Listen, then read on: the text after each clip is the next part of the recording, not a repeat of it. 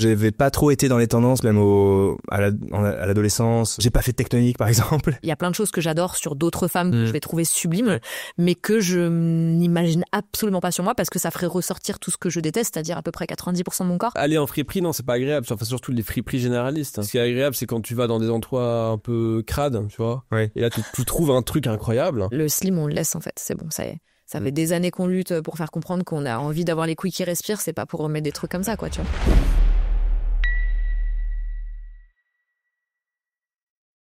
Ok, salut tout le monde. En exclusivité mondiale, ce podcast Menswear Family maintenant est filmé. Alors ce sera pas filmé sur tous les épisodes, tous les formats, mais celui-ci où je reçois des invités, maintenant le sera. Et si vous êtes en train de l'écouter et que vous dites que vous ratez quelque chose, eh bien effectivement c'est le cas. Donc vous savez où ça se passe, c'est sur YouTube évidemment.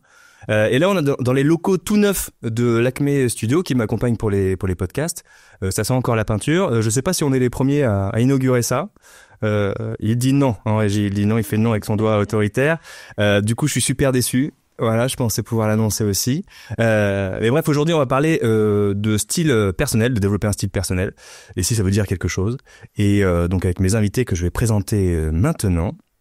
Alors, elle est autrice, journaliste en histoire de la mode, responsable de collection, elle l'était, elle va nous dire, chroniqueuse radio, elle s'est reconnue en tout cas, et elle déambule en boîte affublée d'une crinoline. Et si vous ne savez pas ce qu'est une crinoline, elle peut vous expliquer en long, en large et en travers qu'elle explore, comme elle le dit, toutes les nouvelles façons d'emmerder les femmes avec le vêtement. Elle fait trembler à elle seule tous les marketeurs du secteur de l'habillement qui nous parlent de leur collection de vêtements intemporels. C'est Ivan Jacob. Salut. Bonjour. Ça va? Je suis plus responsable de collection, mais je l'ai été, ouais. Oui, c'est ce que j'ai cru voir. J'avais plus le temps de tout faire, mais oui. Un métier que j'ai beaucoup aimé. Oui, parce qu'en l'écrivant, déjà, ça faisait une phrase qui était... c'est trop long, c'est prétentieux. C'est prétentieux. Donc là, t'as réduit à l'essentiel. C'est ça. Alors, autrice, journaliste. Ouais. Je sais pas trop comment définir ce que je fais. J'écris des livres. Exactement. D'ailleurs, et le dernier que tu as écrit, Le dernier s'appelle Paré, sous-titré Enquête sur l'émancipation vestimentaire des femmes. Et c'était chez Hugo Doc en 2024. Un autre projet, enfin on en parlera peut-être à la fin. Ouais, on en parlera. Ensuite, j'enchaîne et puis après on va commencer les débats. Un beau jour, il a débarqué dans mes DM Insta comme le chant de coq au petit matin. Je savais même pas qu'on avait un coq à proximité d'ailleurs. Enfin, je parle de coq, mais c'est plutôt un pan d'ailleurs. Mais qui chante comme un coq français, oui peut-être, mais résolument d'ailleurs en tout cas. Comparé à tous les autres membres de la sartosphère, lui, ses plumes diffèrent. On voit bien qu'il ne se comporte pas pareil. Il met des bolo ties, il met des chapeaux spectaculaires et des vestes à franges. Et c'est Jules, the Manchego. Si, je sais pas ce que ça veut dire d'ailleurs ça. C'est un fromage espagnol. Oui. Ah ouais, d'accord. Et tout le monde dit oui. Oh là là, d'accord. Faut goûter, hein. Bah faut goûter, ouais, je crois bien. Et pourquoi d'ailleurs ce fromage espagnol vient dans ton nom? Écoute, c'est la part de mystère liée au projet de la boutique, on va dire. Ce serait bien, il reste mystérieux là-dessus. Garde On en parlera peut-être à la fin de... Ok, et toi Jules, je t'ai découvert sur Instagram. Effectivement, ce que je dis là dans la présentation, c'est que moi j'ai toujours vu ceux qui s'habillaient avec du tailoring comme dans ils se mettaient souvent dans une cage, je trouve, qui était un petit peu rigide à mon sens. Et je me suis dit mince, quand est-ce qu'on a quelqu'un qui arrive avec du tailoring, mais il l'interprète, il le twist. C'est un anglicisme. Oui. Tu fais partir, Ivan. Il faut un buzzer. Ouais, exactement. Chaque fois qu'on utilise un mot en anglais. J'essaie d'en utiliser le moins possible, mais bon. Comment on twist en français? Comment il bouleverse les codes, il est disruptif. Alors ça c'est pire peut-être. Et du coup voilà, donc je suis ravi de t'avoir avec nous aujourd'hui. Pareillement. Parce que je pense que tu es cette personne-là. Et il y en a d'autres qui faisaient ça avant moi, cela dit. Non, je pense que c'était le premier. Et je pense que c'était le dernier. Et t'as une boutique vintage de la Exactement, ouais, tout à fait. Qui s'appelle comment? The Manchego, 22 rue de Beaune, dans le 7e arrondissement. Très bien. Donc ce fromage espagnol, on le rappelle, que je ne manquerai pas de goûter. La dernière invitée, je ne la connaissais pas. C'est Gwen de l'Acme Studio qui m'a parlé d'elle. Je voulais des personnalités, des gens qui sont hors de mon cercle, de mes habitudes vestimentaires. Il m'a dit bouge pas mon lapin, j'ai quelqu'un pour toi. Ouais, on est assez proche avec Gwen. Et du coup, je suis allé voir sur Insta, comme on fait généralement, et ça m'a convaincu très rapidement. Je l'ai vu en bonnet Artérix, pantalon large technique et hoodie large. Et puis après, je l'ai vu en jupe courte, chemise blanche, pull sans manches et mocassin. Après en corset et baggy en denim. Bref, j'ai su qu'elle aurait forcément des trucs à dire sur le style personnel. Et c'est Camille. Salut Camille. Salut, comment ça va? Ça va très bien, et toi? Ben super, merci. Toi, tu as un podcast notamment qui s'appelle Piquante. Tout à fait. Avec Sandra Guérin. voilà, qui nous regarde, évidemment. Bien sûr, qui elle adore la mode en plus, donc Voilà. elle aurait beaucoup plus sa place ici que moi, mais je suis contente d'être là en tout cas. Mais on l'invitera la prochaine fois. On va peut-être merci vraiment à tous les trois d'avoir répondu présent. C'est un vrai plaisir de vous avoir. Comme je dis, voilà, je voulais avoir des gens aussi d'horizons différents autour de la table. Souvent, j'interroge des gens qui sont dans mon cercle, quoi. Ça se fait naturellement, et je voulais me confronter un petit peu à d'autres choses pour enrichir un petit peu le débat. Donc on va, si vous voulez, j'aimerais bien qu'on commence par une sorte de fit check, mais que qu'on puisse décrire un petit peu la tenue d'une autre personne. Waouh. Ouais, je sais, c'est peut-être un petit peu aventureux. Et donc et voir si on peut en tirer des choses sur sur la personnalité ou c'est super aventureux, et sur le style vestimentaire, en tout cas personnel, des gens qui sont là. Ou sinon chacun peut dire si ça représente, là comme il est habillé aujourd'hui, plutôt un petit peu son style personnel. Bah moi je vois chez les autres beaucoup d'audace qu'il n'y a pas chez moi, en tout cas, que j'aime beaucoup, de l'originalité. J'aime bien, moi, c'est ce que je dis. Apparemment j'ai pas reçu le mot pour les mocassins, je suis très déçue. Ah, c'est vrai que moi je suis très très mocassin. Mais j'adore ça, donc non, mais du coup pour moi c'est signe de personnalité affirmée, des gens qui ont des choses à dire, et le vêtement c'est un moyen d'expression, selon moi en tout cas, à mon sens. Donc il est très très bien utilisé chez vous trois en tout cas. Mais justement toi je t'ai vu sur Instagram un peu plus exubérante parfois, etc. Enfin comment tu jauges ça aujourd'hui? T'avais envie de venir plutôt en fait ça c'est mon uniforme au quotidien. Ça dépend quand j'ai la flemme ou pas. Ça c'est typiquement ça c'est comment je m'habille tous les jours. C'est-à-dire je mets un t-shirt, un hoodie, un jean et une paire de sneakers. Ça va pas plus loin. Moi j'aime pas la mode. Ouais. Particulièrement, je m'en fous en fait. Ouais. Vraiment, j'achète des vêtements parce que je les trouve cool, et s'ils vont bien ensemble, bah tant mieux. Voilà, c'est ça ma vision du truc, tu vois. Et quand tu dis que t'aimes pas la mode, tu t'y intéresses pas plus que ça. En fait, c'est un peu par la force des choses, ça tombe dessus parce que t'as du goût. Alors, j'irai pas jusque là non plus, mais en tout cas, je baigne dans le milieu, tu vois, parce que malgré moi, bah j'ai fait beaucoup de ventes pour pas mal de marques avant de faire ce que je fais actuellement. Je connais beaucoup de gens dans le domaine du streetwear, des sneakers et tout, et c'est plus par la force des choses, tu vois, que je me suis retrouvée là-dedans. Mais sinon, en fond, je m'en tamponne, quoi, tu vois. Au-delà du podcast, je suis chroniqueuse dans une émission qui s'appelle Elle est bonne, sa paire. Ouais. Voilà, où je suis avec des experts sneakers, vraiment des encyclopédies vivantes. Et moi, je me considère comme une consommatrice, tu vois. C'est vraiment, pourtant, j'adorais ça et tout, mais c'est pas mon truc, quoi. J'aime bien, j'achète. Voilà, c'est tout. Mais sinon, contrairement à Je pense vous, il y a plus un truc, tu vois, de construction, vraiment. Enfin, je vois qu'il y a plus de réflexion, tu vois, que va y avoir derrière moi ma façon de voir le truc, peut-être, tu vois. Bah, je pense pas que ce soit une question. En fait, on réfléchit beaucoup aux vêtements, comment on s'habille quand on commence, non, plutôt que quand on est un peu. Oui, c'est vrai. Je sais pas. Après, peut-être que c'est un truc. En tout cas, moi, je vois souvent ça avec les clients, notamment les clients qui commencent. Ils sont vraiment dans la pure réflexion. Ils vont vraiment regarder au centimètre près, est-ce que l'épaule, l'ouverture de jambe. C'est vrai. Et moi aussi, je me posais la question avant, quand je disais Bonne Gueule il y a 10 ans, je regardais à chaque fois un centimètre, c'est ça. Ouais. Et là, maintenant, c'est juste un truc et je m'en fous, en fait. Ouais. Et je pense que c'est, au bout d'un moment, l'œil qui s'habitue à certaines proportions, qui sait ce qu'il aime, et donc il va s'orienter naturellement vers des choses avec lesquelles il est à l'aise. Alors que quand on commence, on est peut-être un petit peu moins, l'œil est pas encore habitué. Ouais. Et donc, c'est la raison pour laquelle on se pose plus de questions. Après, moi, c'est ce que je constate plutôt chez les garçons. Je sais pas si chez les filles c'est la même démarche, parce que je sais que les filles, les garçons n'ont pas forcément la façon d'aborder les vêtements. Non, ça c'est sûr. Je te le fais pas dire. Ça, tu penses à Bah, je considère qu'en tant que femme, on peut pas se permettre tout ce qu'on voudrait, en tout cas. Je sais pas si t'es d'accord avec moi, tu vois, mais. Bonne question. Alors moi, je fais que de l'histoire de la mode en permanence, donc j'estime qu'on peut se permettre quasiment tout aujourd'hui par rapport au siècle passé. Évidemment, mais ouais. Et donc j'ai ce regard en permanence décalé par rapport à ce qu'on vit aujourd'hui. Mais évidemment, il y a encore énormément de choses qui pèsent sur les femmes. Il y a encore une approche extrêmement genrée du vêtement. Et ça, je trouve qu'on s'en rend compte quand on a des enfants. C'est-à-dire que moi, je pensais qu'on avait quand même évolué énormément, et j'ai eu un petit garçon. Oui. Et je l'habille beaucoup parce que voilà, j'aime beaucoup ça et ça me passionne. Et en fait, j'ai eu des réflexions. Enfin, il a eu des réflexions dès ses 2 ans ou 3 ans, parce que le rose, parce que des motifs, et ça c'est vrai, ça m'emplit de tristesse. Mais oui, parce que pour toi ça a aucune valeur alors le rose notamment, alors moi tu me corriges si je me trompe, mais qui était plutôt une couleur que justement on donnait aux garçons parce que c'est un dérivé du rouge, etc.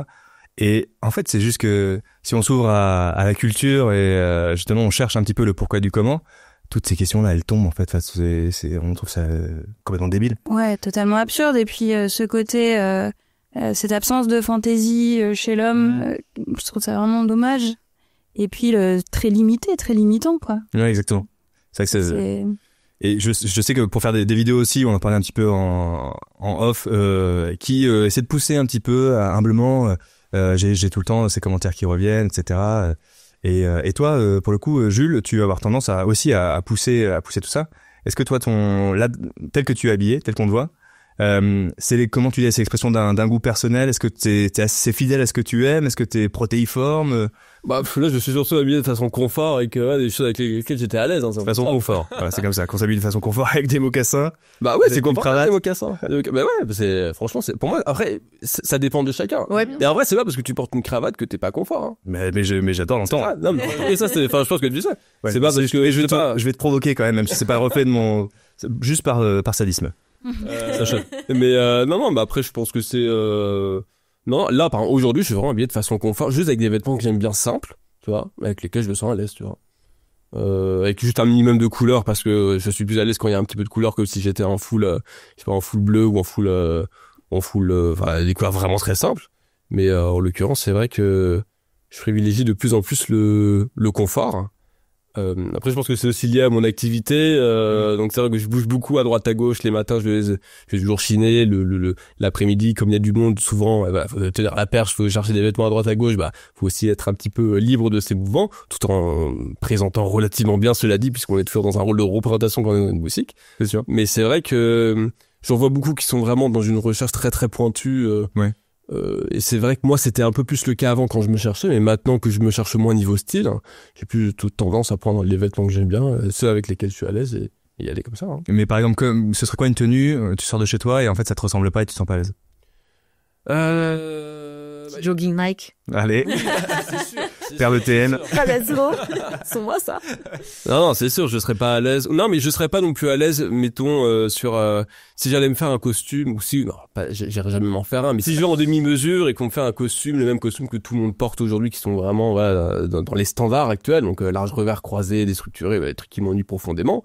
Même si on pourrait croire que même si on pourrait croire que ça correspond à mon style, parce que c'est classique, je me sentirais aussi mal à l'aise dans un costume comme celui-ci, que si j'étais et même, je pense que je me sentirais mieux en jogging. Arrête. Mais non, mais tu peux faire des trucs incroyables en jogging. Mais en jogging, c'est pas avec, des mocassins, déjà, ça va très bien. Ouais, clairement. Exact. C'est déjà, on voit que t'as un gilet sportswear avec ton tailoring. Robe d'icap. C'est rigolo. Mais non, moi, je suis plutôt d'avis à mélanger. Enfin, je suis plus à l'aise quand on mélange les registres. Même aujourd'hui, ça se voit pas. Mais quand on mélange les registres, tu portes un jogging avec, je sais pas, une cravate, avec une veste, un croisé un peu, mettons oversize. Là, il peut y avoir un truc beaucoup plus intéressant que si tu portes juste costume croisé classique. Tout à fait. Voilà.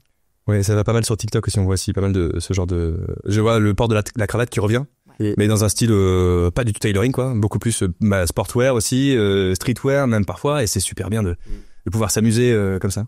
Est-ce que, selon vous, un style doit refléter la personnalité de quelqu'un? Est-ce que c'est possible? Est-ce que c'est... Yvan, par exemple, alors, si c'est ça, moi, je suis très schizo. Okay. Ça reflète une personnalité parce que je peux vraiment passer... alors, j'ai des gros kinks sur les créateurs des années 80. J'ai beaucoup de Saint-Laurent, rive gauche. J'ai beaucoup de Lacroix. J'ai beaucoup de Jean-Paul Gaultier. Mais il y a aussi pas mal de journées où j'ai des kins comme toi. J'ai beaucoup de Palace, d'Arc'teryx. Et je peux vraiment passer de ça à ça. Ouais. C'est plus un mood. C'est vraiment en fonction de mon humeur et des activités de la journée aussi quand même. Il y a des moments où je suis habillée de manière un petit peu plus formelle et puis il y a des moments où je vais être beaucoup plus streetwear. Ouais. Même si c'est pas... En fait, je suis fascinée ni par l'un ou l'autre des univers, pas forcément par le tailoring non plus, mais il y a beaucoup de moments où j'aime bien ça. Des trucs Armani des années 90 pour les costumes, par exemple. Là, je vois des yeux. Oui. mais je pense pas que ça reflète vraiment des personnalités, dans le sens où il y a beaucoup de gens qui s'en foutent complètement de la mode et qui ont une personnalité tout à fait intéressante et qui vont être habillés très normcore. Ouais. C'est ton avis aussi? Ouais, je pense tout à fait pareil. Après, je vois justement, c'est ce que je disais tout à l'heure, quand je vois des styles très affirmés, je pense que forcément derrière il y a une personnalité. Ou alors ça peut être l'inverse, tu vois, des gens qui sont assez renfermés. Ça peut être l'inverse, et qui s'expriment à travers des choses qu'ils sont pas forcément capables de dire ou ce genre de choses. Tu vois, moi je le vois par exemple les tatouages, ça a été un peu mon premier truc pour un peu exulter tout ce que je gardais en moi, tu vois. Et ouais, en fait c'est hyper large en vrai, comme la réponse elle est hyper variée quoi, tu vois. Ouais. Ce que je trouve, est-ce que t'allais dire un truc? Non, ce que je trouve intéressant, c'est qu'il y en a beaucoup qui vont utiliser les vêtements comme pas forcément pour exprimer une personnalité, mais pour exprimer des valeurs. Aussi, ça, je trouve ça c'est intéressant. Après, notamment dans les quand je vois certains porter les costumes, souvent. On est bien. Pour Vas-y doucement. non, mais pour certains, et je dis pas ça, je dis ça de façon neutre. Hein, c'est en observant, c'est ce que j'observe. Pour certains, il s'agit un petit peu d'être dans une vision un petit peu, disons, faire revivre des valeurs qu'ils considèrent comme étant perdues en fait. Hein. Ouais. Et c'est vrai que pour certains, porter le costume, plus que finalement révéler leur personnalité, c'est plutôt une façon de retourner à un temps qu'ils considèrent comme étant mieux et qui n'est plus en fait. Hein. Parce que finalement à l'époque, tu portais le costume, tous les hommes portaient le costume, ils portaient le même costume. En fait, c'était pas vraiment un vecteur de personnalité. Un costume, tu vois. Là, c'était même plutôt, on essayait de se rendre discret, notamment dans des costumes de soirée, on se rendait discret pour mettre en valeur, voilà, les habits, les parures des femmes qui nous accompagnaient.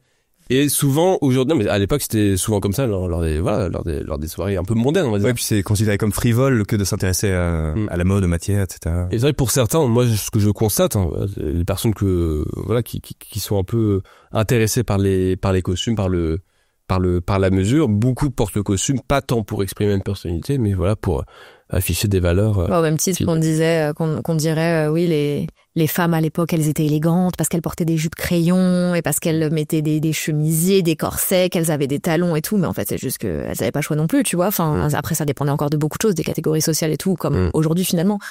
Mais c'est juste, en fait, les mœurs évoluent, les gens aussi, et enfin, je sais pas. Vous faites gaffe aux connotations, vous, des vêtements? Par exemple, mocassin, dos droite, par exemple. Est-ce que vous faites gaffe à ça quand vous les mettez? Vous conscientisez, en fait, le fait de se dire, ouais, ça c'est plutôt une tenue, ça peut être une tenue réac, ça peut être une tenue, etc. Oui, pour la doudoune sans manche. Pour la doudoune sans manche. Le financier de Wall Street. C'est le carton rouge. Ouais, ouais. Sinon, je sais pas, moi, est-ce que... je pense qu'il y a forcément des connexions inconscientes. Il y a des codes, bien sûr, il y a des codes, tu vois, genre, je pense que c'est obligatoire, mais après, enfin, je veux dire, tout le monde porte des mocassins là, je suis pas sûre qu'on soit tous de droite, tu vois, pour le coup, donc... Non, c'est vrai. Spoiler alerte. Ok, est-ce qu'on peut avoir un style fort sans être extraverti non plus? C'est quoi un style fort, en fait? C'est quoi avoir de la personnalité dans la manière dont on s'habille, etc. Est-ce que forcément, est-ce qu'on est obligé d'être unique et d'être spectaculaire pour avoir un style personnel? Non, bien sûr que non. On peut avoir un style assez discret mais raffiné. D'ailleurs, quand vous parliez des hommes qui étaient habillés tous en costume, il y a un psychanalyste qui a théorisé ça, qui s'appelle la grande renonciation masculine, qui est le fait que les hommes, à partir de la Révolution, s'habillent plutôt en noir et plutôt en costume. Et c'est une façon simplifiée d'expliquer ce qui s'est passé, mais en réalité, l'élégance s'est déplacée sur des petits détails, sur des matières, sur tout le dandisme. C'est une élégance qui peut être assez discrète, en fait. Donc c'est un exemple du 19e siècle, il y en a sûrement des plus. Et c'est pour ça que t'es là, Eva Mathis. C'est top. Bon, voilà, j'ai même noté la grande renonciation masculine, pour le coup. Alors je pourrais re-regarder et noter, mais je l'ai là. Sur TikTok et sur Insta, moi, je vois constamment des tendances, des styles qui réémergent. Par exemple, les Peaky Blinders, avec ces matières lourdes, ce tailoring anglais, rustique, et qui peut véhiculer aussi d'autres idées dont on parlait un petit peu aussi. Il peut y avoir des looks aussi streetwear, hypebeast, avec du Supreme, du Easy au pied, et même du minimaliste à l'extrême, par exemple. Et alors, est-ce que imiter des tendances comme ça peut être une bonne manière de cultiver un style personnel? Ça peut être paradoxal comme ça. Est-ce que vous avez commencé par suivre des tendances? Est-ce qu'il y a en ayant conscience de ça, ou est-ce que votre manière de vous habiller s'est forgée, en tout cas vous pensez, parce que c'est peut-être pas forcément le cas, mais hors des tendances? Alors, moi, c'est vraiment, je J'ai jamais compris le concept de tendance. Ouais. J'ai horreur de ça. Ouais. Je comprends pas d'où ça vient. Je sais jamais d'où ça vient. Je trouve que c'est vraiment le concept sociologique par excellence. Ouais. J'ai 2 masters en sociologie et je déteste la sociologie. Et non, Il y a des théories sur le... Bah, il y a des théories, mais en fait, c'est quand même assez compliqué de comprendre comment, à un moment, naît quelque chose, est repris par plusieurs créateurs et après descend dans toute la chaîne alimentaire de la mode. Mais je trouve que Yves Saint Laurent et avant lui Chanel avaient quand même commencé à expliquer qu'on pouvait se défaire des tendances, que de changer totalement de la ligne de la mode saison après saison, c'était pas la meilleure façon de se présenter au monde et qu'on pouvait avoir un style plutôt que une ligne différente par saison qui nous va pas forcément, etc. et de se plier à ce rythme-là qui était effréné et qui est de plus en plus effréné. Ouais. Mais il y avait quand même des tendances qui étaient majeures dans la société par année, tandis que là, on assiste plutôt à des micro-tendances qui évoluent en permanence. Alors peut-être que les jeunes, il faudrait demander à des jeunes, ce qu'on appelle les jeunes, s'ils sont plus soumis à ça ou sensibles à ça. Je pense que quand on vieillit, beaucoup moins et encore moins quand ça va à cette rapidité-là. C'est-à-dire que j'ai des toutes petites tendances qui durent 4 mois. Alors moi, ça m'intéresse vraiment pas du tout, quoi. En fait, ce qu'on appelle tendance, c'est finalement des petits éléments de style qu'on va voir se multiplier un peu dans la rue, et après tout le monde va reprendre, c'est ça? Bah, il y a ça, mais il y a aussi des grosses tendances sur les réseaux sociaux, enfin grosses, je veux dire très identifiées, qui sont pas forcément les ballerines à clous de Alaya, mais qui vont être je sais pas, cottagecore, pas Peaky Blinders comme tu disais, mais des silhouettes entières qui correspondent vraiment à quelque chose ou qui ont des références très précises, mais qui disparaissent comme elles sont venues. Enfin, j'ai l'impression. Ouais. Vous avez pas du tout. Enfin, vous êtes hermétique aux tendances. Toi, du coup, plutôt, tu disais. Ouais. Est-ce que tu penses que c'est pas une comment dire, que c'est pas une illusion, et que finalement tu te laisses pas bon gré mal gré. Alors moi, j'achète plus du tout de vêtements neufs depuis des années. Ouais. Donc du coup, forcément, on peut quand même être soumis à de la tendance dans le vintage. Hein. On peut trouver des pièces ou la seconde main. D'ailleurs, j'achète pas que du vintage, j'achète aussi de la seconde main. Ouais, les années 70 par exemple. Alors oui, c'est du vintage des années 70. Oui, non, mais je veux dire, alors c'est pour la tendance. Oui, d'accord. Qui est à l'heure actuelle, voilà. Qui a cours en ce moment. Exactement. Ouais. Comme on atteste ces faits. C'est peut-être qu'ils sont très tendance. Mais non, quand du coup ça m'intéresse pas énormément et je suis pas tant que ça les tendances. Moi, par opposition, je suis complètement soumis à la tendance. Du coup, c'est vrai que professionnellement, forcément, quand j'achète des pièces, je suis obligé de choisir en fonction de ce qui va plaire, donc d'une certaine façon dans la tendance. C'est vrai que je sais par exemple que des croisés années 70 bleu marine avec grand revers, c'est dans la tendance, donc forcément, moi j'y vais tout de suite, que j'aime ou non, tu vois. Après, c'est vrai que pour la question de la construction du style, c'est vrai que là aussi, même si c'est plus personnel, je dis pas ça d'un point de vue professionnel, moi j'ai tout à fait soumis à la tendance Bonne Gueule, à l'époque où on était beaucoup de garçons à s'être habillés grâce aux conseils que nous donnait Bonne Gueule, donc dans les années 2010. Et c'est vrai que là, c'était vraiment une façon de voir les choses, de voir le style de façon très très cadrée, on va dire. Et c'est vrai que de ce point de vue-là, moi j'étais complètement soumis à la tendance aussi. Le semi-slim, ou le chino beige très ajusté, la chemise blanche chambrée, c'est ça. Le cardigan en col châle, peut-être. Aussi. Les sneakers blanches. Ouais, tout ça. On retrouve des photos de Jules comme ça. En sneakers, je suis pas sûr d'en avoir beaucoup, peut-être en Converse, mais non, il y avait tout le temps. Et après, c'est vrai, enfin. Peut-être que c'est aussi dû au fait que peut-être que nous les garçons on est un peu plus peureux à l'idée, surtout qu'on construit son style de se diriger vers des choses qui sont un peu plus flamboyantes. Peut-être que chez les filles c'est un peu différent et qu'on est plus à l'aise dès le plus jeune âge, c'est d'aller vers des choses vraiment plus plus extravagantes. Mais en tout cas, c'est vrai que chez les hommes, le fait de s'habiller déjà c'est pas forcément facile à assumer. Pour beaucoup, même si bon pour ma part ça n'a pas forcément été un problème. Mais c'est vrai que comme c'est toute une démarche, on a plus tendance à se soumettre à la tendance parce que ça apporte un certain confort. Hein. Ouais, donc pour ceux qui en sont un petit peu qui aimeraient bien booster un peu leur style, enfin aller voir un petit peu plus loin, etc. La tendance peut être un outil en fait. Et en fait en t'écoutant, je me suis dit aussi que moi je pensais un peu naïvement que j'avais pas trop été dans les tendances même à l'adolescence. J'ai pas fait de tectonique par exemple, j'ai pas eu ce genre de truc, mais en fait si, notamment avec Bonne Gueule, il y avait cette espèce au bout d'un moment, voilà, il te propose une image, il te propose une vision de la silhouette. Et effectivement, au début, quelque temps, j'y ai adhéré et tu cherches. Et c'est comme ça que tu te construis en fait. C'est comme ça que tu te poses les questions aussi. C'est une réponse à un instant T, mais ce qui est important, c'est les questions que tu gardes. Et finalement, moi, j'ai construit avec ça mon style plus tard, et je sais pas encore aujourd'hui si je peux dire que j'ai un style personnel. Moi, j'aurais plus tendance à dire même que j'ai pas de style, quoi. Ouais, moi aussi, pareil, ça pour moi. Mais parce que j'ai l'impression souvent que en tant que style, on met une étiquette de, ouais, il va y avoir le punk, il va y avoir le machin, le truc, et en fait, ça, j'ai plutôt l'impression que c'est une panoplie plutôt qu'un style, quoi. Mais en même temps, je suis partagé. Je pense aussi que les gens qui veulent s'habiller exactement un peu comme tout le monde pour être, parce qu'ils veulent pas faire de vagues, etc., c'est aussi tout à fait louable. Et je pense qu'on peut quand même aller cultiver un style un peu personnel, même en restant dans la norme, quoi. Et donc ces tendances-là, pour moi, elles sont super bienvenues, et qu'elles sont micro-tendances, elles passent comme ça en une fraction de seconde. Mais par exemple, j'avais acheté c'était la mode à un moment, juste après le confinement, je crois, les Boston, les Birkenstock. Oui. Les sabots. Et en fait, je les ai achetés un peu après la tendance, mais en fait, elles sont restées dans mon style finalement. C'est une tendance que j'ai conservée. Donc voilà. Et toi, Camille, t'as pas répondu? Est-ce que la tendance, tu sens que... Moi, j'ai été un peu suiveuse parce que, c'est comme tu as dit, moi, j'ai pas de style, je me cherche encore à l'heure actuelle, tu vois. Enfin, j'estime en tout cas que je me suis pas trouvée. Je sais pas si je me cherche, mais je me suis pas trouvée, quoi.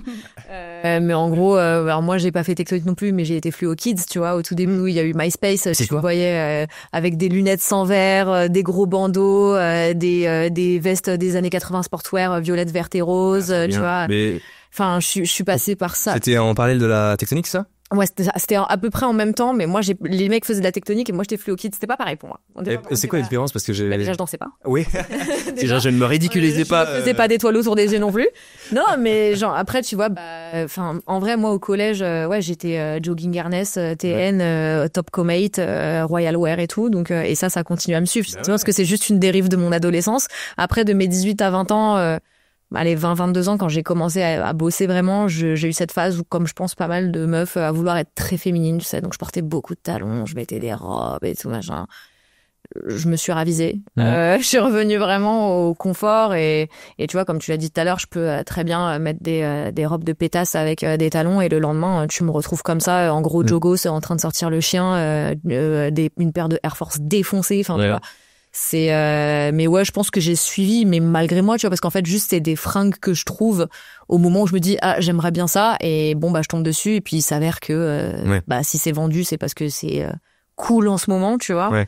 Et voilà, mais sinon, ouais. Mais toi, par exemple, si jamais la prochaine tendance, tu trouves, dans les magasins, tu trouves plus que du slim, ou plus que... alors que la vie m'épargne. Vraiment, non, jamais de la vie. J'y reviens pour rien au monde. Ouais, donc ça fait... Quand tu m'as demandé là, de chercher des coups de gueule et des coups de cœur, t'inquiète pas que ça va y être, je te le dis tout de suite. C'était un petit teasing justement pour la fin du podcast. Non, il y a des choses évidemment, tu vois, j'y reviens pas, quoi. Ouais, donc c'est finalement, c'est les piliers de ton style, quoi. Ouais, voilà, j'ai ma base de construite, et derrière, je m'adapte, quoi. Attentat. J'avais dit que qu'il y aurait forcément un moment où quelqu'un... Ouais, je suis pas habitué, généralement, j'ai un micro dans la main, et là... ok, et est-ce que bon, c'est la question un peu bateau, mais est-ce que vous allez chercher de l'inspiration pour vous habiller, ou est-ce que vous êtes maintenant, vous étiez peut-être dans cette recherche d'inspiration avant, mais là, c'est vraiment un peu comme tu le dis, un peu ce qui te tombe sous la main, ce qui est un peu dans ton milieu, etc. T'as des envies qui naissent comme ça, ou est-ce que c'est une démarche consciente d'aller chercher quelque chose, et Ivan plus particulièrement, est-ce que le passé t'inspire?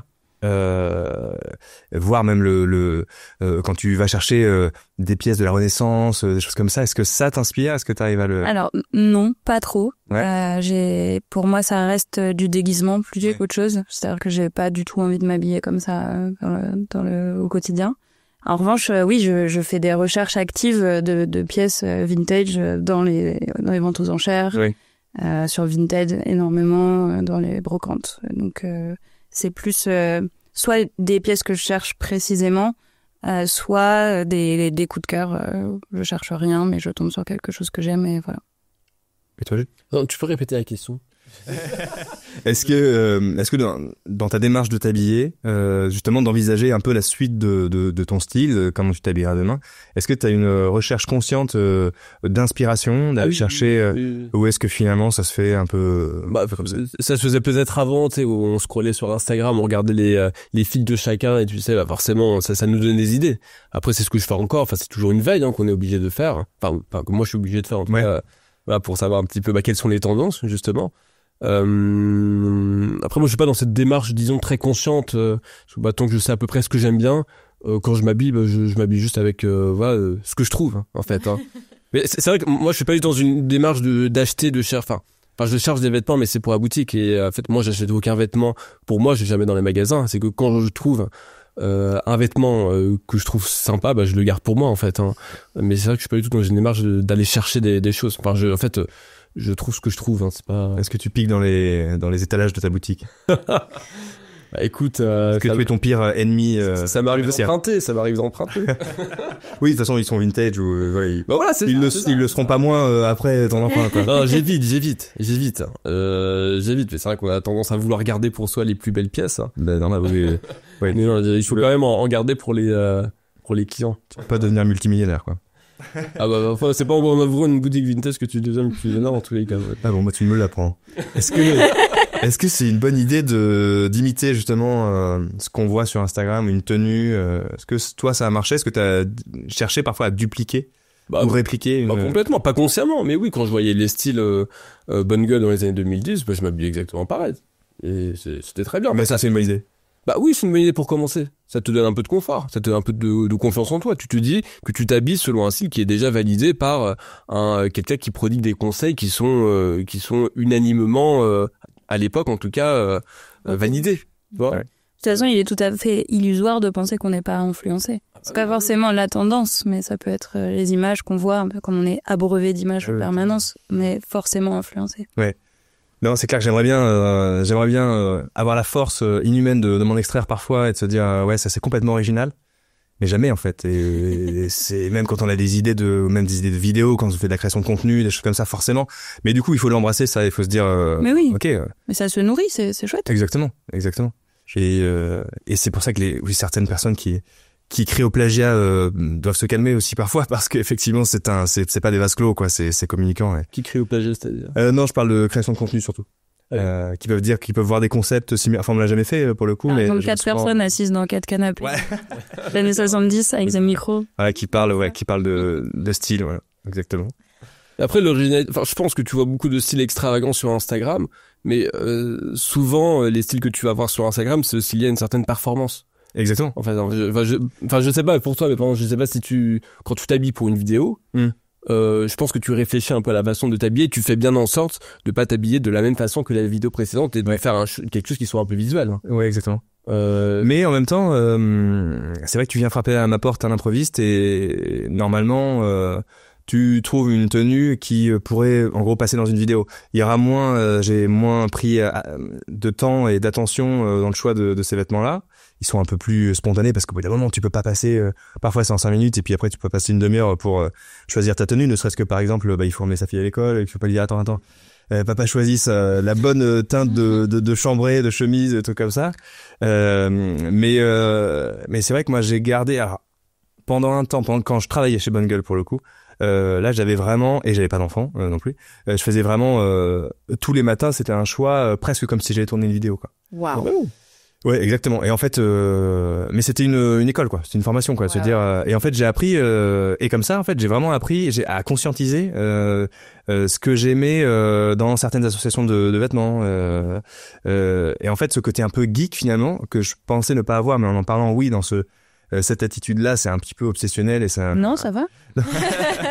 Merci. Finalement, ça m'a appris pas mal de trucs. Maintenant, oui, je chill un petit peu quoi là-dessus. Justement, je vais aussi vers plus de confort, vers plus de spontanéité, de se dire voilà. Mais c'est vrai moi par mon métier et puis quand on est en représentation un petit peu constante, c'est un peu un réflexe maintenant. Ça c'est clair. Mais je trouve on peut prendre une image assez parlante pour opposer la tendance ou la micro-tendance à l'influence qu'on peut avoir sur les réseaux sociaux, c'est de voir une trend TikTok Par exemple, cet hiver, c'était le Bordeaux avec que des meufs en collant rouge ou bordeaux et jupe grise et blazer gris. Ah ouais? Et il y avait Je l'ai pas vu. des centaines et des centaines et des centaines de looks comme ça. Et il y a des gens que tu suis qui ont un style personnel, pour le coup, assez marqué. Et tu vas juste dire, ah bah c'est marrant cette façon d'accrocher cette broche ou le foulard porté comme ça. Et là, ça peut t'influencer ou t'inspirer, mais sans ressembler à... Parce qu'il y a quand même une espèce de Airbnbisation du look sur les réseaux. Ouais. Oui, avec toutes les vidéos effectivement qui sont faites. Et encore une fois, moi j'essaie de m'en extraire, etc. Mais par exemple la tendance éclectique graine pas. Vous avez vu ça ou pas? Ce grand-père, mais c'est toi en fait, Jules. Ce éclectique graine pas, c'est toi qui l'as lancé. C'est toi. Je t'avais dit, c'était l'alpha et l'oméga de ce game. Mais en fait non, c'était juste du coup la jeunesse dont on parlait tout à l'heure aussi, qui n'est pas là dans cette salle, qui en fait reprend des codes héritage, tu vois, ou donc de grand-père, et pour se l'approprier et donner une certaine flamboyance. Et en fait ça, moi j'étais déjà comme ça parce que moi mes marques c'est les barbours, etc. que j'essaie de twister avec des foulards, tout ça. Et donc là je me suis vachement reconnu dans cette tendance là. Donc je sais pas bien où je vais avec cette histoire, mais et je sais pas si c'est une tendance. Il y a pas de chute. Mais where are you? Parce qu'une tendance c'est quelque chose qui est très circonscrit, non, temporellement, non? Oui, alors que le style un petit peu de reprendre, de s'inspirer du style de nos grands-parents, arrière-grands-parents, il me semble que ça fait vraiment partie d'un mouvement, du moins chez les garçons, chez les filles, chez moi, qui se fait vraiment sur le temps. Il me semble, hein. En fait, c'est que t'as des tendances, t'as des micro-tendances, et puis t'as des tendances un peu plus longues, etc. Mais ton style personnel a rencontré une micro-tendance. Ouais, voilà. Exactement. Et puis, en fait, moi, je trouve que la tendance est super. Au début, en fait, la manière dont j'envisageais les choses, je me disais, j'essaie de m'écarter des tendances. Me dire que c'est éphémère et donc par essence que c'est un peu futile. Et en fait, c'était une posture. Alors voilà, distinguer le style de la mode, le style perdure et la mode est éphémère, un truc comme ça. Mais en fait, plus je vieillis et plus je me rends compte qu'en fait, il faut aller picorer absolument partout dans toutes les tendances, etc. Enfin, pas dans toutes les tendances, mais il faut aller justement le style personnel, c'est de savoir quand une tendance elle est pour toi et de savoir quand elle est pas pour toi. Faut passer ton tour. Ouais. Et je pense qu'il faut se dégager parce que en fait, je dis ça aussi parce que j'ai aussi des DM sur Insta et des gens qui culpabilisent presque d'aimer telle tendance ou de fait comme c'est une tendance de la rejeter. Et en fait, moi je trouve que c'est des outils en fait qu'on te lance comme ça. Tu les chopes ou pas, et puis justement construire son style personnel, c'est d'aller choper cette tendance, cette micro-tendance, et puis tu la gardes longtemps, quoi.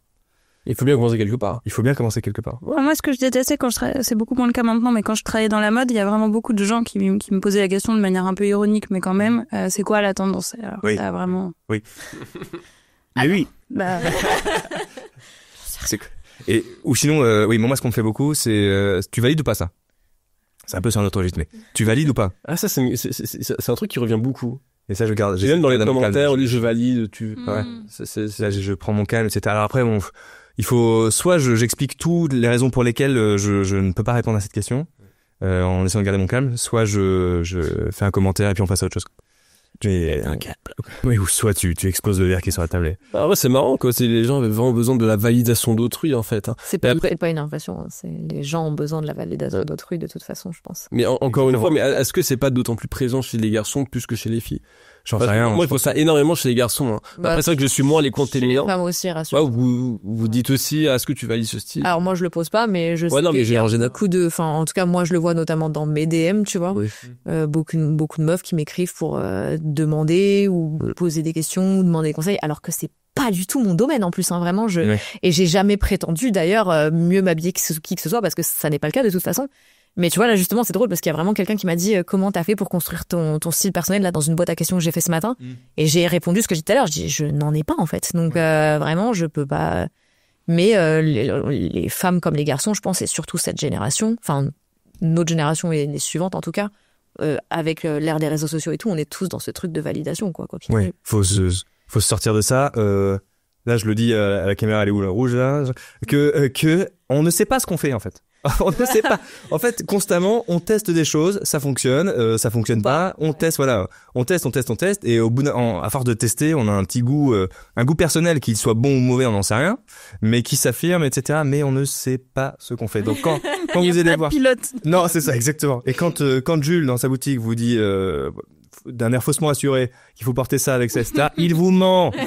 Il ne sait pas ce qu'il dit. C'est son métier.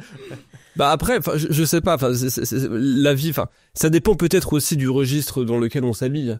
Mais c'est vrai que quand moi je vends pas mal de costumes, de vestes, voilà, du costume dépareillé ou du vrai costume, c'est vrai qu'il y a quand même des règles à respecter. Oui. C'est-à-dire que voilà, il y a la longueur des manches, il y a la longueur du pantalon, et c'est vrai qu'au bout d'un moment, moi les clients, parfois ils commencent, il faut que je leur dise comment on porte, quelle est la bonne longueur, parce que beaucoup ne savent pas en fait, voilà. On le constate, oui. Voilà, et c'est vrai que de ce point de vue-là, en fait, quand on demande, j'ai des clients parfois qui me demandent est-ce que ça va. Ouais. Donc ils me demandent d'une certaine façon, ils pourraient me dire aussi bien est-ce que tu valides. C'est au bout d'un moment, je pense que c'est aussi une façon de s'orienter, de se rassurer. Ouais, mais toi, c'est ton métier, c'est la différence. C'est-à-dire qu'on peut encore espérer qu'on va en boutique et demander conseil pour à quelqu'un qui sait. Mais je pense que quand les gens demandent est-ce que tu valides, c'est pas. Je pense que ça vient surtout de l'idée de. En fait, nous, on s'en rend pas compte parce qu'on a l'habitude de s'habiller. Ouais. Pour nous, s'habiller, c'est facile, on se pose pas de questions. Il faut pas oublier que voilà, c'est ça, que c'est un processus qui est long. Et moi, je me souviens que j'avais des sueurs froides parce que je pensais avoir acheté une chemise qui avait 1 centimètre de trop qui dépassait de l'épaule. Alors qu'aujourd'hui, on s'en tape complètement. Mais c'est vrai. À l'époque aussi. Hein. Mais non, mais c'est ça. Je pense que voilà, ça vient d'un manque de confiance. Et quand on demande, c'est comme si on demande à un ami, est-ce que ça va? Est-ce que tu valides? Même si nous, on s'en rend pas compte parce qu'on est habitué, ça vient surtout de l'idée de se rassurer. Mais après, sois gentil avec les gens, c'est ça qui te dit. Je vais essayer. Non mais moi je dis ça comme ça, j'aboie ici, mais en fait je suis tout doux quand on me pose la question. Mais je pense que la question est valide, de la validité, vous avez compris. Quand on parle de proportion ou effectivement de longueur de manche comme tu dis, etc. Là où je la trouve systématiquement invalide, c'est quand on parle d'esthétique. Et souvent, les gens nous attendent là-dessus, de les influencer sur le bon goût, quoi. Ouais. Et ça, je refuse catégoriquement de le faire. Moi, personne me demande. Jamais. Personne m'a jamais demandé. Oui, mais toi, on te demande quelle est la tendance. Ouais. Finalement. Et je ne sais pas. Et Jules, t'as dit un truc qui m'a interpellé tout à l'heure. Toi, t'es pas trop justement sur la tendance Armani, le Golden Age d'Armani, veste croisée, gros revers, etc. Est-ce que t'as une décennie de mode que tu préfères, toi, pour ce que tu vends, le costume, etc. Moi, j'ai pas dit que j'aimais pas. Hein. Je trouve que ça peut être très stylé. Enfin, je pense que tout à l'heure j'avais fait les gros yeux, mais je pense que ça a été mal interprété. Non, tu faisais même pas les gros yeux. C'était vraiment juste pour faire une blague. Si, c'est gratos. Mais non, après, c'est vrai que le costume oversize, si c'est bien de ça qu'on parle. Moi, je parle de ça, mais je parlais de ça pour la femme. C'est-à-dire que c'est quand même un peu différent. Mais j'ai l'image vraiment, c'est Julia Roberts, années 80, 90, quoi. Non, c'est vrai que moi sur la question costume pour femme, je peux pas me positionner, j'y connais vraiment rien.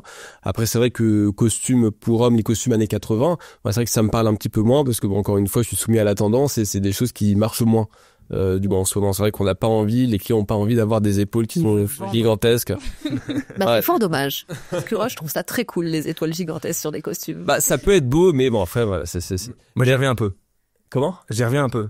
Justement, l'influence de c'est la prochaine tendance. Restez branchés. Costume des années 80, messieurs. Mais en fait, c'est que ça dépend de ses épaules aussi. Moi, je suis un peu moyen. J'ai pas d'épaules et la réciproque non plus. Donc, en fait, je peux me permettre un peu des deux. Mais au début, je privilégiais les épaules molles napolitaines. Parce que c'était dans une espèce d'esthétique qu'on nous vendait.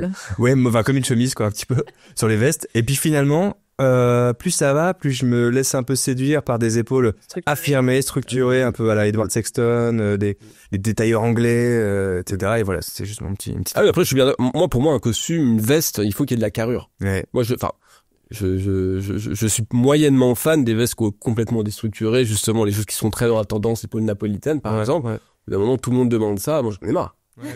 Non, ce qui est beau, c'est quand il y a de la carrure, parce que cassez-vous. Pas ici, pas dans la boutique. Non, parce que c'est l'intérêt d'une veste, en fait, par rapport aux autres vêtements, aux vestes en denim, je sais pas, ou des blousons, qui sont tout le temps déstructurés. Ce qui fait un peu, la spécificité d'une veste de costume, d'une veste sport, d'un blazer, c'est que, y a une structure, c'est qu'il y a une carrure, en fait. Mais justement, par rapport à ça, excuse-moi. Non, mais non. Je coupe l'herbe sous tes cordes et le pied avec. Une question que je me pose par rapport à ça. Et Camille, par exemple, toi, là, t'es plutôt en vêtements mous, disons. Je suis en vêtements Tu es complètement molle. Est-ce que ça... Et moi, je sais qu'à titre personnel, si je suis comme ça, tu vois, je vais me sentir dans ma journée peut-être mou moi aussi. Ouais. Et il me faut, et c'est pas des vêtements qui sont particulièrement durs avec une structure, etc. Mais justement, mes mocassins avec une semelle, etc. Ils me donnent un petit coup de dynamisme, tout ça. Okay. Ça te le fait pas du tout. Moi, je suis molle quoi qu'il arrive en fait. Même si tu me mets des vêtements durs, comme tu dis, je suis très nonchalante, très. T'as pas trop de pont comme ça avec le vêtement, ça t'insuffle pas un truc? Non, peut-être que ça devrait, mais je t'ai dit, en fait, à partir du moment où moi, le vêtement, c'est juste, j'en porte parce que je suis obligée, sinon je suis arrêtée sur la voie publique. Vraiment, je compte pas sur, en fait, il y a, comme on en a parlé tout à l'heure, il y a aussi toute derrière la réflexion sur la confiance en soi et tout, le rapport au corps, tout ça. Ouais. Moi, ça va faire 10 ans maintenant que je m'habille plus ou moins de cette manière vraiment, tu vois, alors que j'avais testé d'autres choses vraiment différentes bien avant. Et parce que je suis entrée à la fois dans cette mauvaise dynamique de plus me piffrer, de me trouver hideuse et tout. Donc en fait, j'utilise presque le vêtement pour me camoufler, tu vois, pour me masquer. Et du coup, c'est pour ça que en fait, je mets ces vêtements-là, quoi, tu vois, parce que j'estime qu'il y a plein de choses que j'adore sur d'autres femmes que je vais trouver sublimes, mais que je n'imagine absolument pas sur moi parce que ça ferait ressortir tout ce que je déteste, c'est-à-dire à peu près 90% de mon corps. Et du coup, voilà, je vais avoir parfois une ou deux journées dans le mois où je vais me dire putain je suis fraîche et là je peux me permettre, mais sinon tout le reste du mois je te jure tu me vois en jogging et qu'importe le vêtement que je porte je reste relativement la même quoi, tu vois. Tu as embrassé le royaume du mou Exactement, je m'y sens très bien. Ah, non, mais très bien. Bah tu vois typiquement quand je demandais à Gwen si on pouvait avoir d'autres invités qui sortent parce que moi quand je parle justement de ce vêtement, et je pense que tu partages un peu ça aussi, qui peut te dynamiser, tu sais, qui peut donner de la confiance justement avec ta épaule, etc. machin. Et ben oui, j'aurais eu autour de la table des gens qui m'ont dit oui c'est vrai moi aussi. Donc je suis complètement d'accord en vrai, hein. C'est sûr que c'est tellement cool de se sentir bien dans ses fringues parce que ça te donne de l'assurance de toute façon, tu vois. Mais pas moi. Ouais. Ok. Est-ce que on va faire un petit jeu à la con, hein, désolé encore. Donc c'est exactement. Tu l'as bien vendu en tout cas. Ouais, tu vois. Ça c'est là où tu vas avoir une chute, tu vois, des audiences, machin. Bah, c'est le moment où t'as dit que c'était de la merde ce que tu faisais. D'accord, note pour plus tard, ne pas dire ça. Donc les tendances qu'on ose ou qu'on n'ose pas, ce qu'on trouve stylé ou pas en gros. Par exemple les monochromes extrêmes, full beige, full noir, full blanc, machin. Vous faites ça parce que cette tendance du minimalisme, etc. Ça vous parle ou pas? Ah, moi, pas du tout. Ouais. Moi, j'aime les très gros motifs. J'aime les années 80, moi, les gros boutons, bijoux, les trucs un peu excessifs. Donc non, et surtout, ça, c'est le coup de gueule avant de l'heure, mais le minimalisme Manhattan beige à 1500 balles le pull. Le quiet luxury. Ah là là, ça me déprime. Donc non, pas du tout. Je fais pas ça. Ok. Toi, tu es jamais en monochrome, toi? Non, c'est pas non plus ma cam. Après, non, mais après, ça peut être bien fait. Ah, ça peut être très bien fait. Ça peut être bien fait chez d'autres, mais en tout cas, pas pour moi. Ouais, c'est ça, bien sûr. Ah non, mais c'est pas du tout un jugement de valeur. Bien sûr. Enfin, si, quand je dis que ça me déprime, c'est quand même un peu un jugement de valeur. Non, mais le beige noir. Le fade. Ouais. Ce qui est drôle quand on s'habille, c'est qu'on regarde comment se comportent certaines couleurs avec d'autres, en fait. Et c'est vrai que quand tu t'habilles en monochrome, bah, du coup, t'as pas ce jeu-là de. Tu peux avoir un jeu avec les matières aussi, où tu peux exprimer justement plus aussi une protection peut-être. Non, mais moi non plus, moi j'aime bien pouvoir. Et encore là, je sais pas pourquoi, je me suis calmé parce que j'aurais mis un pantalon plutôt coloré à la place. Peut-être que je m'assagis au niveau du style. Peut-être que je vais aller vers le. Ouais, c'est là, je sais. Ouais. Tu deviens beige. Ouais, beige dad. Je crois qu'il y a une tendance beige mom, il me semble. Bah, le beige dad. Le retour du slim après des années d'oversize, qu'est-ce qu'on en pense? Non. C'est non. Bah, tu me voles mon coup de gueule, du coup. Ouais, non, bah là, on va en parler après. Ne passerait pas. Moi, je suis pas forcément contre le style. Enfin. Non, mais en fait, ça dépend. Enfin, quand il y en a, enfin, si c'est vraiment vu d'une façon très très consciente, enfin, quelqu'un qui a vraiment un style très fort et qui, enfin, je sais pas, tu regardais dans les années 60, il y a des rockers qui portaient du slim. Mais ça dépend. Ça, mais tu vois, genre comme moi justement, j'allais parler de tout ce qui a pu être vraiment englober le Y2K, donc aussi bien les baby rockers qu'on a eu nous en France que là les tailles basses avec les ceintures chaînes et tout machin. Il y a du prendre et à laisser, c'est ça dont je voulais parler. Le slim, on le laisse en fait, c'est bon, ça y est. Ça fait des années qu'on lutte pour faire comprendre qu'on a envie d'avoir les couilles qui respirent, c'est pas pour remettre des trucs comme ça, quoi, tu vois. Je sais pas ce que... Mais après, moi, j'entends qu'il revient, mais déjà, je trouve qu'il est jamais parti non plus de la rue. En fait. Ah oui. Dans la rue, il est là. Ouais. Il va présent. Et même en jogging. Il dit, hein, c'est pas tout à fait la... Oui. Même en jogging, moi, c'est je pense la version qui me terrifie. Le jogging slim. Ah là là. C'est vrai qu'il a pas de sens. Non. Enfin. Bah non, c'est pas le principe. Non. Non, c'est complètement antinomique en fait. Enfin, c'est. On peut faire le coup de gueule maintenant. Mais je pense qu'on y est. Mais après, je sais. Enfin, pour moi, tu penses que toi, ça va durer justement. Est-ce que tu penses qu'on a compris que juste c'était plus confortable d'être un peu large, et aussi pour la silhouette, c'est quand même beaucoup plus dingue, quoi, d'avoir un vêtement qui flotte, enfin, plutôt qu'un vêtement plaqué. Je pense qu'il y a plein de gens qui s'en tamponnent. Hein. Exactement. Moi, je te rejoins dans le sens où il y a des belles silhouettes slim qui existent dans le passé. Mais c'est juste que pour nous, notre génération, ça paraît difficile. Tu vois, sur certains costumes, pourquoi pas. Ouais. Genre, je trouve les pantalons un peu genre fuselés et tout, genre bon, voilà. Sur le reste, ça dépend de la tolérance, mais la mienne, elle est relativement basse, quoi. Mais il y en a qui parlent de leur physique, tu vois, qui ne se prêteraient pas à... Évidemment aussi. Évidemment. Mais tu vois, par exemple, quand je vois des mecs ultra musclés qui vont mettre des trucs ultra moulants et tout, j'entends l'idée, hein, mais pas du tout. Enfin, c'est les petites pépites de Pinterest. Je peux pas. Non, mais c'est l'histoire fameuse de Karl Lagerfeld qui a dû faire un régime, qui a dû perdre beaucoup de kilos pour rentrer dans les slims. Lui-même ? Ah oui. Lui-même, bah oui, au moment de la révolution du slim. Alors c'était le Eddie Sliman. Eddie Sliman impose le slim et lui, pour rentrer dedans, il a perdu énormément de poids. Bon, en tout cas, je suis pas prêt non plus à cette... Mais c'est vrai qu'en fait, je pense que c'est un petit peu c'est un petit peu un jeu entre gens qui regardent un peu la mode, etc. Le retour de ci, le retour de ça. C'est vrai que, en fait, moi, je me dis, moi, je vois mon père qui est pas du tout dedans, etc. Mon grand frère qui est pas du tout dedans. Mon petit frère aussi. J'ai beaucoup de... Personne n'est dedans. Qui est dedans, en fait, ouais. Bah, il y a ma sœur, elle est beaucoup plus dans l'ampleur, etc. Mais en fait, c'est qu'ils y trouvent quelque chose, quoi. Ils y trouvent, tu vois... Moi, je suis d'accord que c'est moche, tu vois. J'ai porté les slims colorés et tout à l'époque, tu sais, genre... Fluo Kit. Ouais, voilà, ça. Oui, j'avais porté plein de slims. J'ai mode date, tu sais. Ouais. Ah ouais. Quand je fais les photos, on dirait grue de moi moche et descend. C'est ça, je ressemble à ça. Regarde, je me dis, mais qu'est-ce qui m'abrite? À quel moment je me suis dit, putain, c'est cool comme ça. C'est stylé, ouais. Là, je suis vraiment cool. Ouais, les silhouettes boxy en haut et puis très très slim. Mais ça marche. Et pourtant, c'est assez années 80 finalement aussi, je trouve. Ouais. Ah, c'est plus alors, moi, je suis pas anti-legging, tu vois. Ouais, voilà, c'est ça. Ça, c'est autre chose. Genre, mais... Avec l'élastique qui passe, quand tu dis ça, pourquoi tu dis ça? L'élastique qui passe sur le pied et tout, tu vois, genre. Ah, le fuseau, ouais, carrément. Ouais, ça, c'est pointu. Ouais. Faut vraiment avoir un style très... Là, je tolère. À l'heure de quelque chose. Tu vois, avec le petit sweatshirt un peu plus large et tout. Bon, pourquoi tu tolères là, à ce moment-là? Parce que c'est des femmes. J'accepte beaucoup plus quand ça vient de leur part. Ouais, mais bon, c'est le même principe, hein, quand même. Hein. Comme Kate Moss, tu vois, on peut pas lui enlever. Non, c'est pas du tout pareil, c'est du jersey. Donc avoir quelque chose d'extrêmement fité en jersey, c'est pas du tout la même chose qu'avoir quelque chose de très fité en chaîne et trame. Ouais. Tu vois? Mais c'est que je vois pas, je pense, ce dont vous parlez en fait. Le legging? Bah le legging. Mais pour moi, quand tu me parles de legging, pour moi, je vois l'espèce de collant en lycra, quoi. Oui, c'est ça. Oui. Mais c'est du jersey? Oui. Mais non. Bah si. D'accord. Très bien. On va t'en apprendre des choses aujourd'hui après le mode Jego. Ah ouais.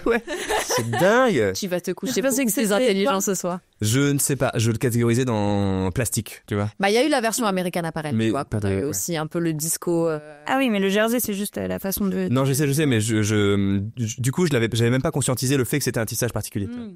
C'est bizarre, tu vois. On a perdu beaucoup de gens qui nous écoutent là. Ouais.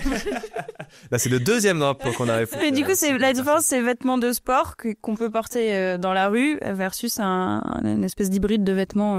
Mais moi, par exemple, ce que je comprends pas, c'est porter la legging plutôt dans la rue. Je comprends. Comme ça, je comprends. Je l'ai fait énormément, mais je comprends que tu comprennes ça. En fait, je me sens. En fait. Mais tu l'as fait. Non, je l'ai pas fait. Effectivement, c'est peut-être ça qui me manque. Je vois pas. Après, des garçons en legging, je m'en souviens pas. Pas beaucoup. Je crois pas avoir déjà vu ça. Je pense. Pourquoi pas? Et pourquoi pas? Et bah alors, qu'est-ce que tu attends? Moi, prochaine tendance au même petit, avec ta veste à épaulettes là. Tu nous mets un petit legging là sur un prochain look. Moi je te suis, moi. En vrai, pourquoi pas? Il y a beaucoup moins de de créativité, de choses qui sont osées du côté des garçons. C'est vrai que moi je me demande parfois pourquoi pas. Alors peut-être qu'au niveau du paquet c'est plus dérangeant que chez les femmes. Peut-être aussi. Mais ça fait danseur classique, oui, peut-être un peu. Et ça révèle beaucoup. là, ouais, pourquoi pas aller dans cette. Mais c'est vrai que chez les garçons c'est plus difficile d'aller dans des proportions de ce style-là. C'est vrai qu'on n'en voit plus trop des leggings. C'était 90% du monde anglo-saxon. Un legging et un hoodie ou un. Mais moi je trouve que ça dévoile. Alors ça fait peut-être un côté un peu réac. Avec les mocassins, ça fait beaucoup. Ça me fait peur. Avec quoi? Avec les mocassins, ouais. Ouais, oulala, que je vais quitter. Mais je trouve que ça dévoile trop. Alors c'est pas que je veux cacher les corps, c'est vraiment pas cette idée-là. C'est que moi j'aime bien le vêtement quand il peut réinventer une silhouette autour, quand on peut donner une idée avec un vêtement, et du coup c'est pour ça que j'adore l'ampleur. Et du coup je trouve que là, comme c'est plaqué contre le corps, ce sont tes jambes, ce sont tes fesses, et du coup il y a pas d'invention quoi. Après tu peux le porter avec d'autres choses peut-être qui font, tu vois. Ouais. Pour moi c'est très adolescent en fait comme style, juste. J'aime pas l'idée qu'il y ait des âges pour s'habiller, mais c'est vrai qu'aujourd'hui je mettrais moins ça que quand j'étais plus jeune. Je comprends. Moi, si mon corps me le permettait encore, je pense que je le ferais. J'aimais vraiment bien, je trouvais que justement pour le coup ceux d'American Apparel avaient tendance à bien fitter la silhouette et tout machin. Je pense que si je le remets aujourd'hui je pleure, mais en tout cas à une période je trouvais ça cool, tu vois. Mais du coup tu le ferais dans tes 2 jours sur 30 où t'es en pleine confiance. Je vous tiens au courant si j'enfile un. Ça arrive c'est régulier ou ça peut être non, pas assez à mon goût malheureusement. Ok, du coup on a un petit peu vu ton coup de gueule là finalement. Ouais, ça y est, j'ai plus rien à dire. Voilà, je vous laisse finir du coup. La porte est là. Allez. Merci. Salut. J'ai une petite question. Est-ce qu'un style personnel justement doit être cohérent toute une vie, ou est-ce que justement il doit évoluer en permanence? Est-ce que vous avez un avis sur la question? Est-ce que vous aimeriez arriver à un endroit, à un moment où vous dites je suis bien là et c'est fini? Je pense qu'on peut le faire justement. On peut arriver à un moment où se dire je suis bien et pour autant évoluer malgré tout, tu vois. Oui. Tu t'explores le truc et tout, tu te dis c'était cool, mais ça y est, j'ai vu ce que j'avais à voir, je peux passer à autre chose. Je pense que c'est ça aussi. Enfin, à un moment on se fait chier aussi, tu vois, genre Exactement. Ouais. tout le temps porter la même chose. Moi, peut-être qu'il arrivera un moment où j'en aurais marre de mettre des trucs comme ça aussi, que je reviendrai au legging justement, tu vois. Mais je suis pas sûre qu'il y ait beaucoup de gens qui aient porté, hormis justement un Karl Lagerfeld ou ce genre de choses, qui aient porté la même chose vraiment toute leur vie, quoi. Et c'est une personne, c'est pas une chose. Oh. Vas-y, idée. Décédé. C'est devenu par la force des choses une chose. Moi, j'ai un petit fantasme justement de ça, de Karl Lagerfeld ou des gens qu'on peut identifier par un emoji.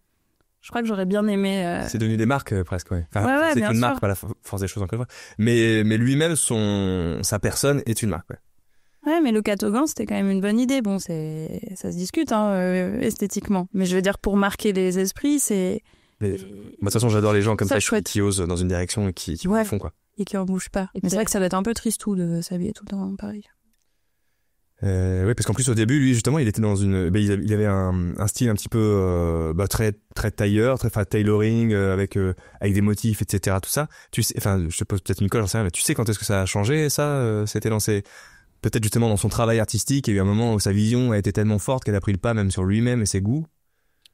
Non, je pense que c'est l'âge qui fait changer beaucoup de choses. Ouais.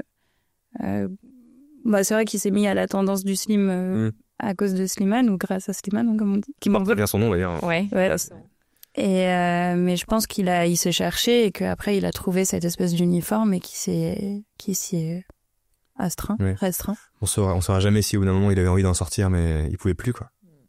Ouais, peut-être, je sais pas du tout. Ouais, moi j'ai un peu ce rêve aussi et en fait tous les jours je renie et je bafoue mais d'avoir cet uniforme là où je peux me dire par exemple prendre des costumes, avoir des costumes mais très casual. Donc avoir vraiment une coupe il y a des costumes avec des coupes très amples, mais vraiment le pantalon qui même s'inspire d'un côté un peu workwear, peut-être streetwear même, assez ample, et les vestes aussi qui correspondent avec des poches, etc., mais sur une base costume, quoi. Et comme ça, d'avoir dans toutes les couleurs, et puis d'avoir aussi des t-shirts que je mets en dessous, puis je mets mes foulards, mes mocassins, et je me transforme en Jordan tous les matins, quoi. Parce que c'est une charge mentale de fou ouais. de s'habiller. Hein. Ouais, mais moi j'en sais encore au stade où les mecs n'ont pas de problème. Plaisir. C'est dur. Charge mentale. J'ai déjà entendu parler de ça, mais ça prend du temps, quoi. Tu pourrais avoir toi un uniforme, Jules? Non, moi je pourrais pas. Non, ouais, clairement pas.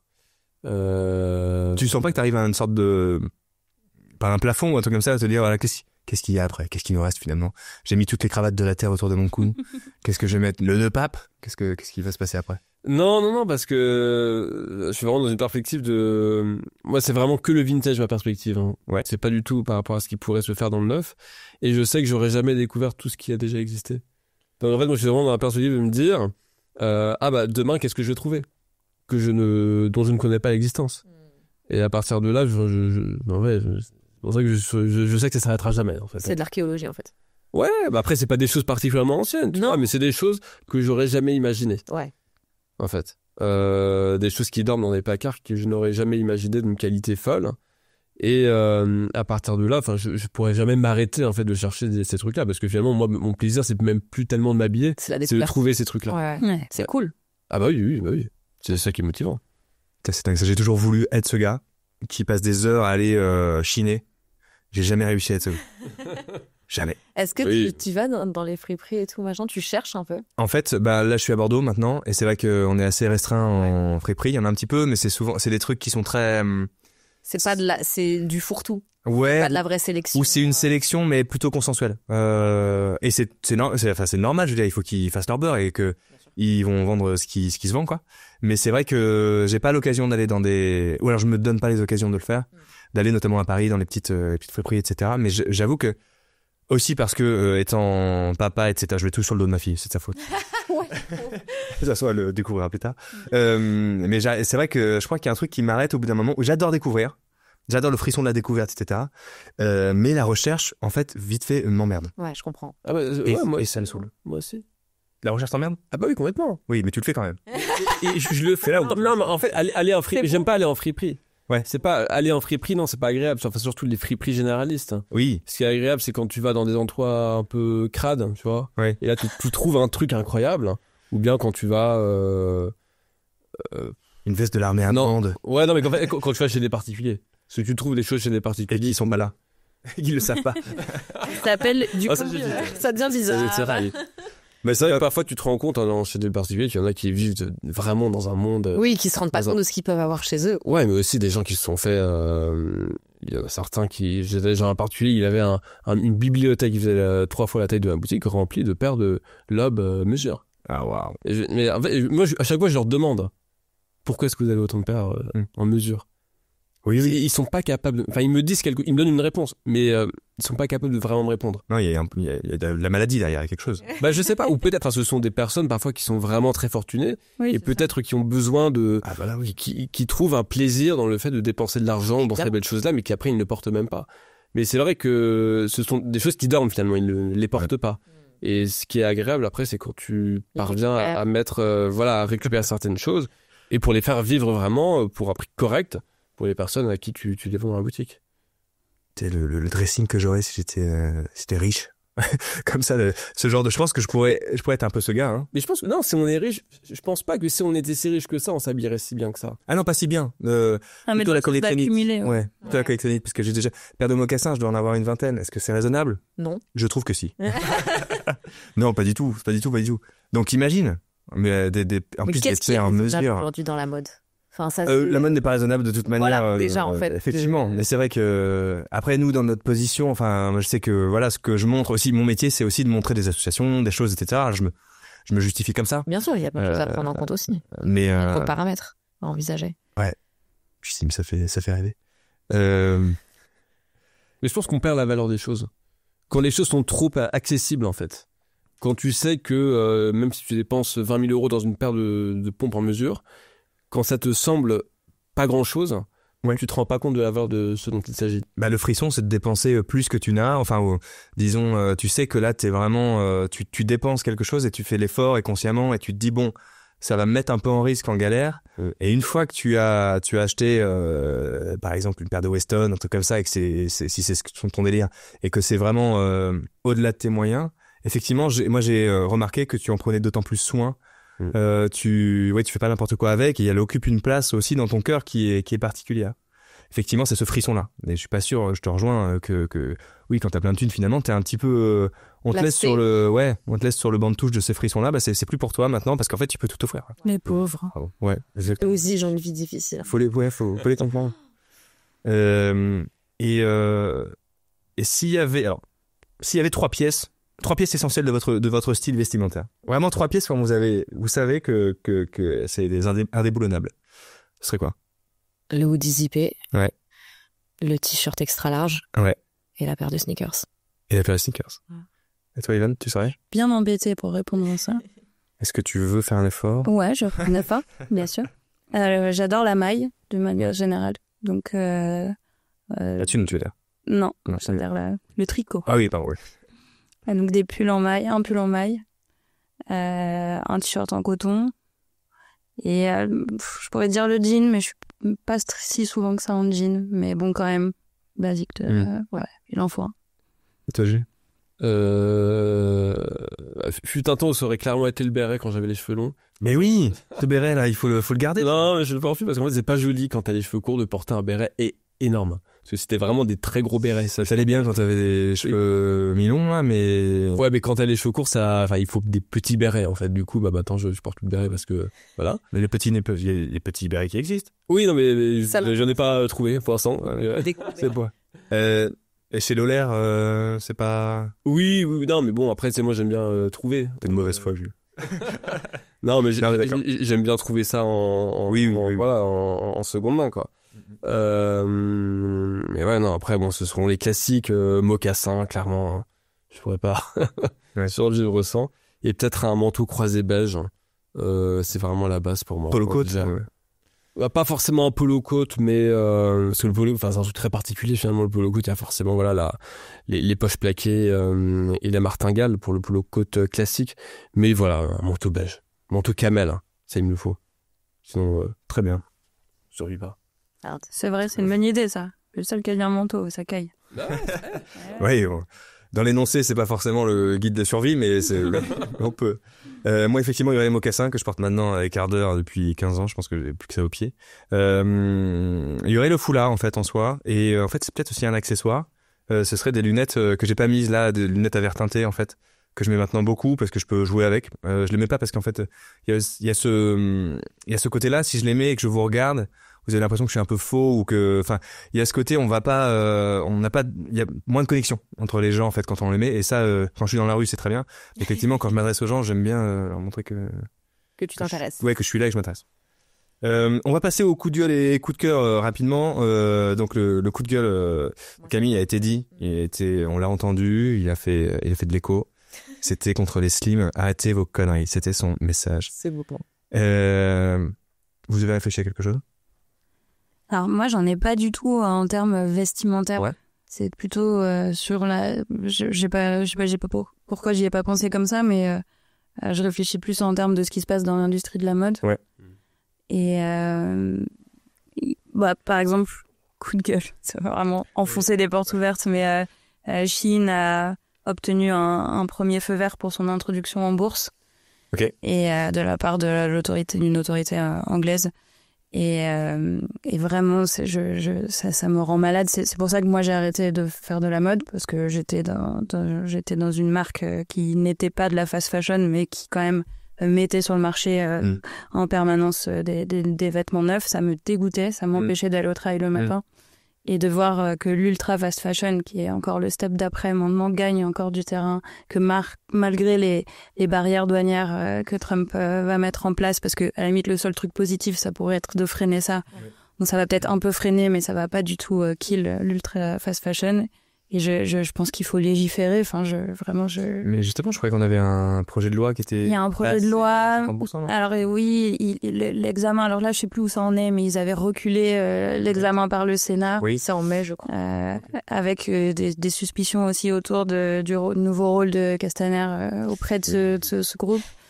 Je pense qu'il faut pas compter sur le consommateur, parce que il y a des gens qui n'ont vraiment pas de moyens. La fast fashion a apporté un droit à la mode aux gens qui n'avaient pas du tout les moyens, et donc tu peux pas demander aux gens d'arrêter, surtout si les autres à côté continuent. En fait, mais il faut légiférer là-dessus. Et en fait, je discute de plus en plus avec des gens qui travaillent dans l'économie sociale et solidaire, qui travaillent dans des centres de recyclage de vêtements et tout ça.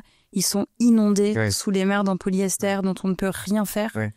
Et vrai coup de gueule, mais qu'on arrête ça, c'est horrible. C'est horrible. Oui, Il y a pas d'autre mot en fait, il y a rien de bien. Non mais exactement, mais le problème c'est qu'on s'en rend pas compte parce que le vêtement, on s'en rend pas compte. Nous on s'en rend compte parce qu'on est dedans, parce qu'on est passionné, engagé par le sujet. Mais effectivement dans le quotidien, voilà, tu achètes en un clic, tu achètes du Shein, il suffit de tourner la tête et puis tu vois pas comment c'est fait derrière, tu vois pas les impacts ensuite de ton vêtement plus loin. Si vraiment en tant que consommateur, c'est très très facile de se sentir en fait déconnecté de cette réalité. Tu là et puis tu te diras je me fais un petit plaisir, mais en fait c'est même pas et je parle même pas de la production là, je parle même pas de la pollution que ça engendre pour la production, mais ne serait-ce que se retrouver avec des choses qui sont jetées dans les 6 mois, 1 an et sont d'une qualité qui est pas recyclable, ça n'a aucun sens. Mais souvent quand on me pose la question, on me dit bah oui mais moi j'ai aucun moyen, voilà, comment je fais pour bien m'habiller? Est-ce que du coup et c'est ce que tu disais au début, est-ce que bien s'habiller c'est du coup réservé que à ceux qui ont une bourse? Moyen. Moi ce que je réponds c'est la seconde main. Ça, la vraie différence avec la période où nous on était jeunes, la seconde main était beaucoup moins accessible, et le vintage aussi, et je trouve que ça, en termes de pouvoir d'achat, ça change quand même énormément de choses. Mais il y en a plein qui veulent, en fait ça fait partie de cette espèce de plaisir d'acheter du neuf en fait. Et ça ouais, ou même d'acheter, alors la seconde main est pas non plus la panacée dans le sens où on peut avoir une attitude addictive à la seconde main aussi, et il y a des gens qui vont en acheter énormément et ça va remplacer finalement le neuf, mais c'est facile de dire c'est pas à moi de donner des ordres aux gens ou des conseils aux gens, mais essayer de redonner de la valeur aux vêtements, ça veut dire aussi qu'on en achète moins tout simplement, et donc qu'on est moins soumis aux tendances, et on en revient un peu ça. Exactement. C'est-à-dire que si tu effectivement es sensible aux micro-tendances, tu vas avoir envie de quelque chose de nouveau tous les 3-4 mois, des choses qui seront obsolètes très rapidement. Et c'est un peu la catastrophe, et c'est pour ça que c'est pas du tout l'unique problème par ailleurs de l'ultra fast fashion, c'est aussi la mode à tous les étages qui imprime un cycle infernal à tout le monde. Mais tu vois, je vais si t'as fini le coup de gueule. Ouais, c'est bon, c'est fini. C'est bon, c'est calmé. Ça va mieux. Justement, ça me donne un peu l'idée du mien. En fait, moi là-dedans, en tant que influenceur, et parce que je revendique un peu ça, parce que il y a aussi, on peut influencer aussi positivement les gens. En fait, on peut se dire aussi, voilà, on vous propose autre chose que de l'influence négative, c'est-à-dire télé-réalité, etc. Je vais acheter. Voilà, voilà. Mais par la force des choses, je fais partie du problème. Enfin, je ne mets en avant que des marques qui produisent bien. Et je fais attention à bien regarder. Parfois c'est pas transparent, etc. Mais je leur pose toujours la question, etc. Voilà. Je refuse des deals justement pour être aligné avec mes valeurs. Mais pour autant, je propose devant la caméra plein de vêtements, et même si je dis pensez à consommer moins et à bien choisir, moi mon dressing c'est l'inverse de ce que je dis. Donc j'essaie autant que je peux de le dire justement, de dire voilà, moi je suis en pleine contradiction, et en même temps si je suis pas là en fait à côté, et c'est là mon coup de gueule, c'est que quand on voit des gros influenceurs, des grosses personnalités comme Lena Situation, etc., qui vont faire des hauls avec Amazon, et je me dis mais en fait vous avez un pouvoir énorme.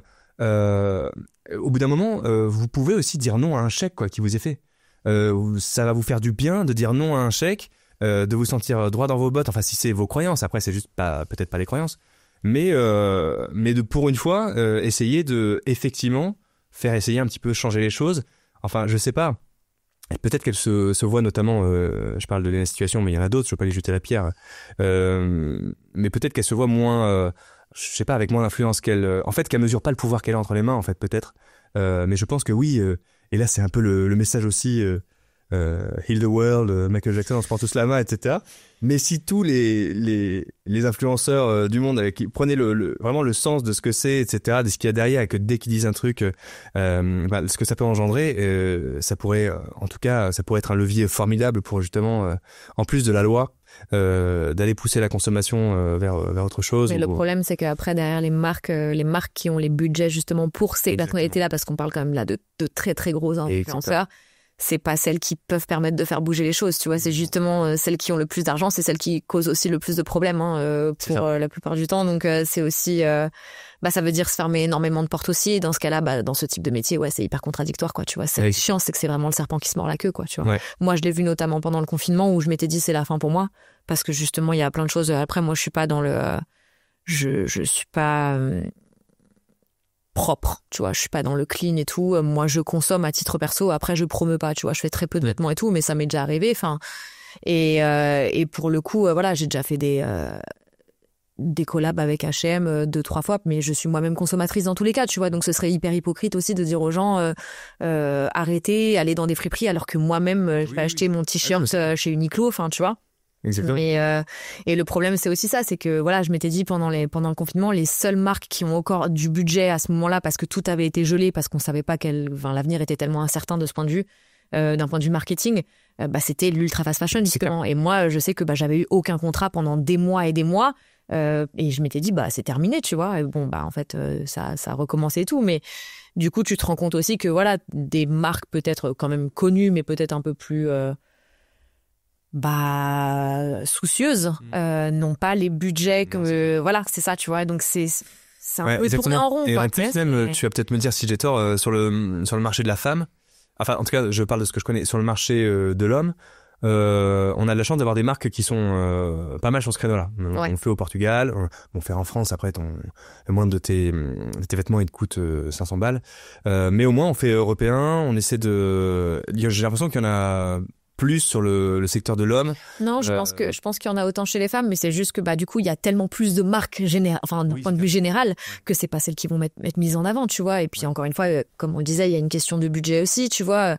Moi par exemple, j'adore Patine, mais la petite meuf de 20 ans qui est en études, elle va pas pouvoir aller se chercher un jean là-bas, tu vois. Enfin, et du coup, forcément, c'est toujours plus simple d'aller chez Bershka. Enfin, tu vois, et encore une fois, je suis moi-même cliente en fait. Donc, alors beaucoup moins qu'il y a un certain nombre d'années, parce que je consomme également beaucoup moins, et je suis aussi rentrée dans ce truc-là où ça y est, je suis fatiguée de ça, tu vois, comme à une période où j'avais 300 paires de sneakers, ça y est, c'est bon, tu vois, ça m'a gonflé, quoi.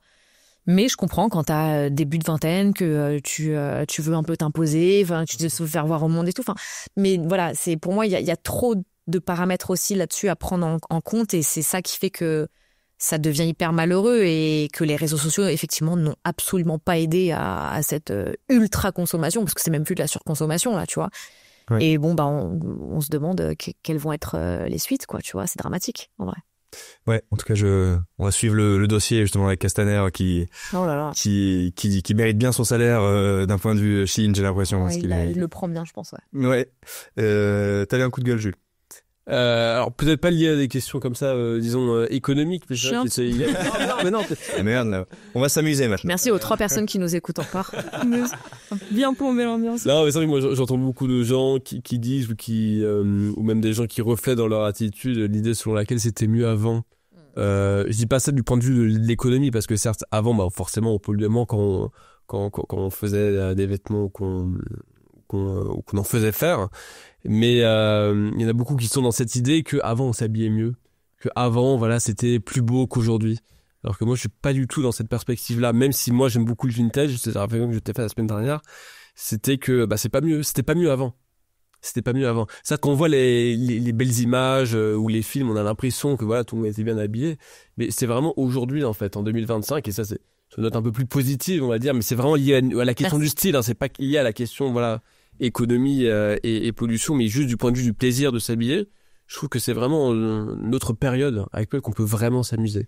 En fait, beaucoup plus qu'auparavant. Si je peux rebondir là-dessus, je trouve que pour ce qui est de la rue, de ce qu'on voit dans la rue, de l'esthétique de la rue, on va dire, c'était mieux avant. Je trouve. Mais ça cachait des codes extrêmement stricts et une société dans laquelle j'ai pas forcément envie de vivre. Parce qu'il n'y avait pas le choix.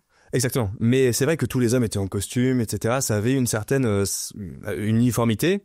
Mais ça avait, je trouvais que ça, d'un point de vue société, ça dégageait quelque chose. Alors après, encore une fois, c'est un mieux, pour moi, un mieux esthétique, voilà. Mais en revanche, et là où je te rejoins, c'est que maintenant, ce qui est fantastique, c'est que même si la rue, c'est, selon moi, et c'est peut-être dégueulasse de dire ça, c'est plutôt enlaidi de ce point de vue-là, elle y a aussi gagné énormément, justement, de gens qui, comme il n'y a plus de code, qui vont à fond dans l'expressivité, l'expression personnelle, enfin, si ça a quelque chose à dire avec le vêtement, et du coup, on y a gagné, justement, des espèces de flamboyance, etc., et des gens qui vont super loin dans des styles gothiques, enfin, peu importe, on s'en fout. Mais l'expérimentation, on y a gagné à fond. Oui, c'est ça. Et je trouve, alors même si aujourd'hui, quand tu regardes en termes de généralisation, en général, les hommes sont moins habillés bien habillé qu'auparavant, bah, tu vas avoir beaucoup plus en même temps de chances de tomber sur quelqu'un qui sera, que tu disais très bien, qui aura un style incroyable. Et pour moi, je préfère vivre à notre époque où finalement on a plus de chances de tomber sur quelqu'un qui aura vraiment quelque chose à dire avec ses vêtements que d'être dans un univers où tout le monde est habillé à peu près de la même façon. Je parle vraiment des hommes, tout le monde en costume. Après, tu les avais aussi, ces gens-là, ces flamboyants, ils existaient aussi. Ils étaient encore plus flamboyants que n'était la flamboyant. C'était des marginaux, quoi. Peut-être. Mais ça l'est pas aussi loin. Aujourd'hui, il y a vraiment, en fait, c'est peut-être aussi lié à l'émergence du prêt-à-porter, ça je sais pas trop. Mais aujourd'hui, on peut vraiment mélanger les registres. C'est-à-dire qu'on va mélanger du street avec du sarto, je sais pas, le workwear, avec du workwear. Tu peux vraiment mélanger, en fait. C'est comme s'il y avait des familles qui sont apparues, qui n'existaient pas avant. Et justement, le fait qu'il y ait ces familles-là et que des gens vont vraiment s'approprier certains codes, les mélanger entre eux, je trouve ça vraiment intéressant. Et c'était beaucoup moins le cas auparavant. Plus de permission. Et beaucoup de gens sont... Alors, le prêt-à-porter a peut-être probablement entraîné un certain nombre de problèmes. Mais c'est vrai que le prêt-à-porter, ça a aussi permis de s'approprier peut-être plus facilement certains vêtements et donc de vraiment commencer un peu plus à s'amuser avec. Enfin, je ne sais pas quel est votre... Il y a un prêt-à-porter bien avant la fast fashion. Hein. C'est deux choses... Oui, tout à fait. Ouais. Tout à fait. Donc oui, de toute façon, le prêt-à-porter, c'est notre vie. Je veux dire, je pense pas qu'on reviendra un jour à autre chose qu'à ça, parce que c'est quand même... c'est tellement ancré dans nos façons de vivre et de consommer. Que, il peut y avoir une petite période idyllique des années 60 aux années 90 avant qu'on se mette à tout délocaliser. Ouais. Enfin, ça. Et à produire énormément. Parce que, je lisais je sais pas si vous voyez qui est cette journaliste, Dana Thomas, qui est correspondante du New York Times à Paris. Et elle a écrit un livre qui s'appelle Fashionopolis, je crois. Et elle parle à la fois des délocalisations sur le marché américain vers, au début, le Mexique, et puis après, les pays d'Asie, et puis d'Asie du Sud-Est, et puis vers le plus low cost, de plus en plus low cost. Et en fait, elle explique que je crois que dans les années 60, il y avait 95% de made in USA contre 5% de made in à l'étranger. Ça s'est totalement inversé. On est dans le rapport totalement inverse. Je crois qu'on est autour de 3% de made in USA maintenant. Et en fait, il y avait notamment ce problème-là de faire produire nos vêtements par des gens à l'autre bout du monde, de leur faire porter les conséquences écologiques de cette production. Parce que nous, on voit pas ce qui se passe aussi dans les usines et forcément, ça pollue, etc. Mais il y avait aussi un rôle de ces employeurs au niveau social, dans le tissu social des petites villes. C'est-à-dire que c'était des gens qui étaient engagés aussi dans une communauté, qui donnaient de l'argent, qui faisaient de la charité, qui donnaient aux hôpitaux, qui donnaient aux écoles. Alors c'est aussi du paternalisme d'un autre côté, mais en tout cas, il y avait un rôle social important de cette industrie textile qui a complètement disparu. Et quand on pense, moi au moment du Covid, j'étais encore dans la mode, donc il y a plein de gens qui me disaient « Ah, mais vous allez produire en France maintenant ?» Mais on n'a pas du tout la machine de production et c'est pas prêt d'arriver, ça n'arrivera pas. On va pouvoir peut-être relocaliser un petit peu progressivement, mais ce que fait Trump en disant on va produire du made in USA du jour au lendemain, jamais de la vie. Et d'ailleurs, Vuitton a implanté une usine aux États-Unis et ils ont des gros problèmes parce qu'ils n'ont pas de main-d'œuvre, ils n'ont pas la main-d'œuvre qualifiée, ils n'y arrivent pas. Ça va prendre des années et il faut une volonté politique énorme derrière tout ça. Je crois qu'il veut obliger les jeunes. Je pense que c'est par la coercition qu'il y arrivera. Il y arrivera. On risque, oui, ça peut. Est-ce que rapidement on va clôturer ce podcast dans pas longtemps, mais si vous aviez je vous avais demandé les coups de cœur, ça peut être si vous en avez ou pas, ou sinon on est venu gueuler, non? On est que négativité ou pas, ça peut être, enfin moi rapidement, t'en as? Tu veux commencer par un petit coup de cœur? Moi j'aime bien que Prada rachète Versace et qu'il y ait 2 femmes boss. Yes. Voilà, parce que ça manque de directrice artistique. C'est vrai. On n'arrête pas de le dire, mais voilà, s'il y a plus de femmes qui font des vêtements, c'était plus le cas dans les années 30, c'était le cas dans les années 60-70. Justement, l'avènement du prêt-à-porter, c'est aussi beaucoup l'avènement des femmes dans la mode. Et ça a un peu disparu, enfin il y en a moins. Et voilà, Jean-Paul Gaultier a nommé Duran Lantic ce matin, et c'est encore un homme. Donc il y a beaucoup d'hommes à la tête des maisons.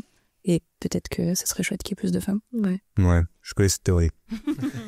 Non, je déconne, bien sûr. Non, bien sûr que, et c'est une réflexion que je me faisais aussi, et du coup, j'avais même pas eu, parce que je suis pas trop dans les, justement dans les maisons, et. Oui, c'est très mode, pardon, comme Ah non, mais c'est trop bien, maintenant c'est génial. et je m'en réjouis. Vous avez coup de cœur? Non, ben moi je peux rebondir, c'est un peu la même chose dans le streetwear aussi, justement là ils ont sorti le Trombinoscope 2025 et de plus en plus de femmes aussi designers, ou en tout cas qui commencent un peu au-delà de petites collaborations entre par exemple Jordan et certaines femmes qu'on voit petit à petit émerger, et il serait temps aussi parce que le streetwear au même titre que la mode reste très très masculin. Mais ça vient petit à petit, pas assez. Mais voilà, mon coup de cœur, c'était pas du tout ça, mais je le trouve nul, donc j'ai envie de le retirer. Je vais plutôt rebondir sur ce que t'as dit, donc voilà, nickel. Voilà. J'ai dit ça, mais Donatella Versace, elle s'en va. Elle arrête. Mais bon, on peut espérer que des espèces de matriarchies comme ça ouvrent la voie à d'autres femmes. Bon, alors, mais t'es pas obligé, hein, si... Non, moi j'ai pas beaucoup de coups de cœur comme ça qui me viennent à l'esprit. Enfin, c'est pas forcément lié aux vêtements, quoique. C'est vrai que récemment j'ai regardé un documentaire. C'est un documentaire Arte qui parle de DJ Mehdi. Je sais pas si vous l'avez vu. Bien sûr. Et je trouve ça incroyable. Et j'ai même, en fait, c'était la façon, les gens qui nous écoutent, qui nous regardent, ça savent de quoi il s'agit. C'est DJ Mehdi qui était donc un producteur, musicien, voilà, qui a commencé dans le rap. Et qui ensuite en fait s'est un peu orienté vers d'autres styles de musique, qui a en fait créé des mélanges.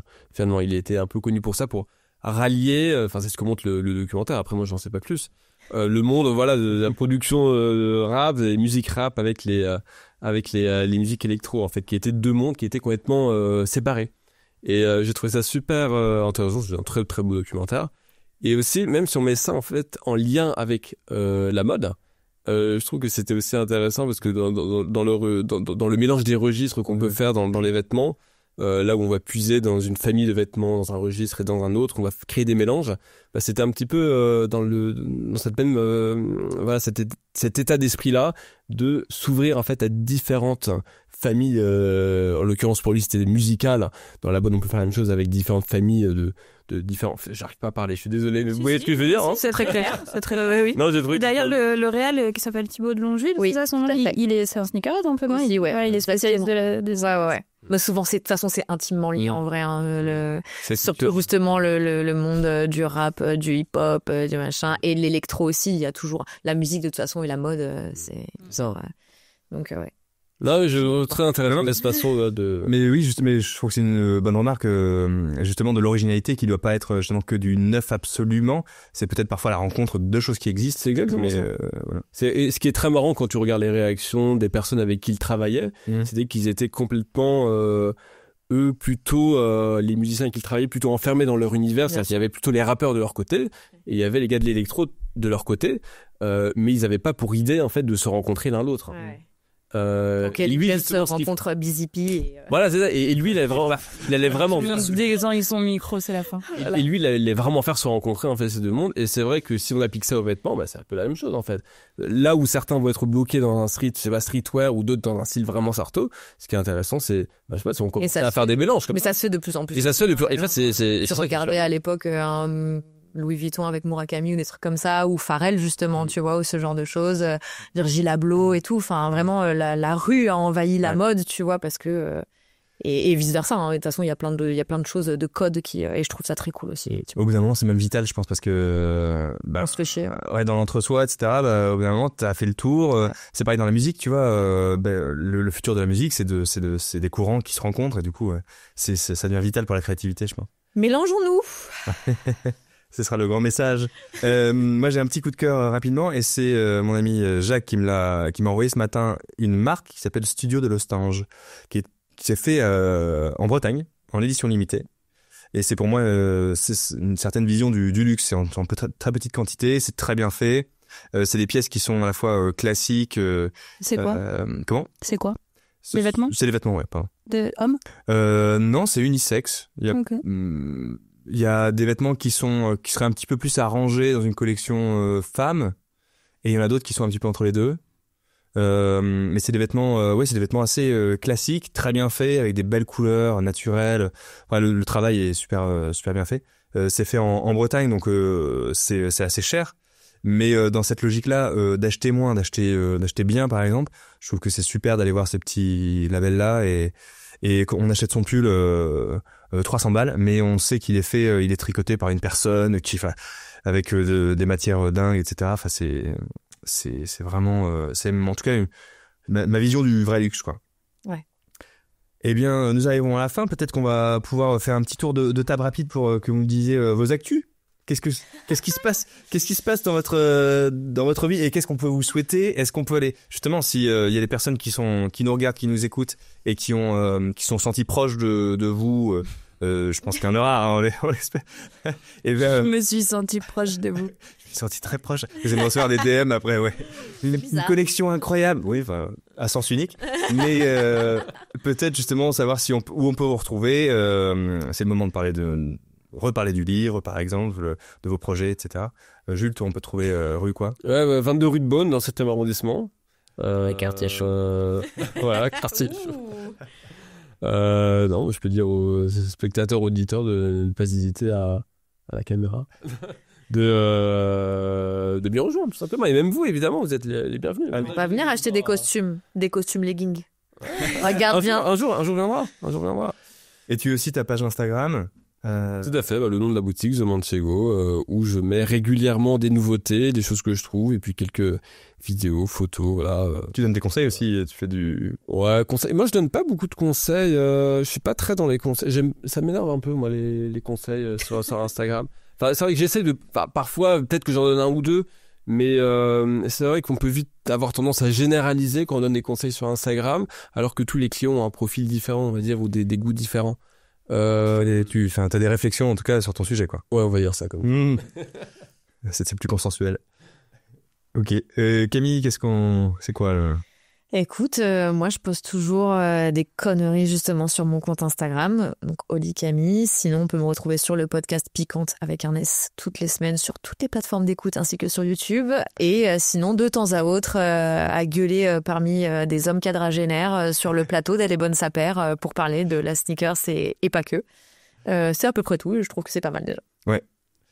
Et toi, Ivan? Moi, je suis cet été sur France Culture, une émission sur l'histoire de la mode et des vêtements, surtout, plus des vêtements que de la mode. Ça commence quand?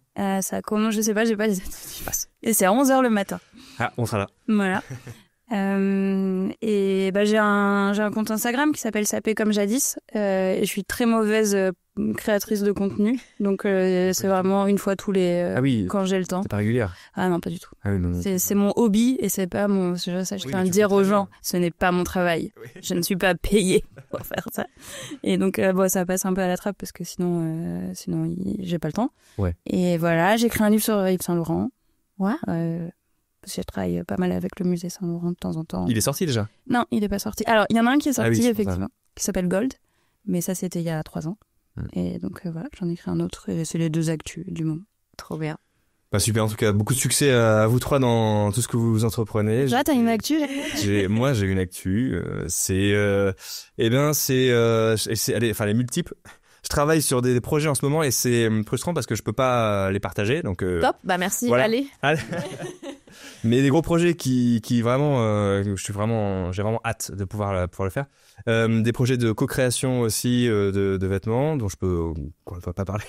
Génial. C'est vraiment super. Mais je suis le roi de la promo. C'est énorme. Voilà. Alors si, il y a des choses dont je peux parler. C'est co-création de vêtements. Là, j'ai fait avec Not to Ballsy, notamment une marque, et donc Thomas, son fondateur, des vêtements, dont ce pantalon. Il y a ces 2 ensembles workwear bleu et vert. Il en reste encore, mais il est bien beau ce pantalon. Merci.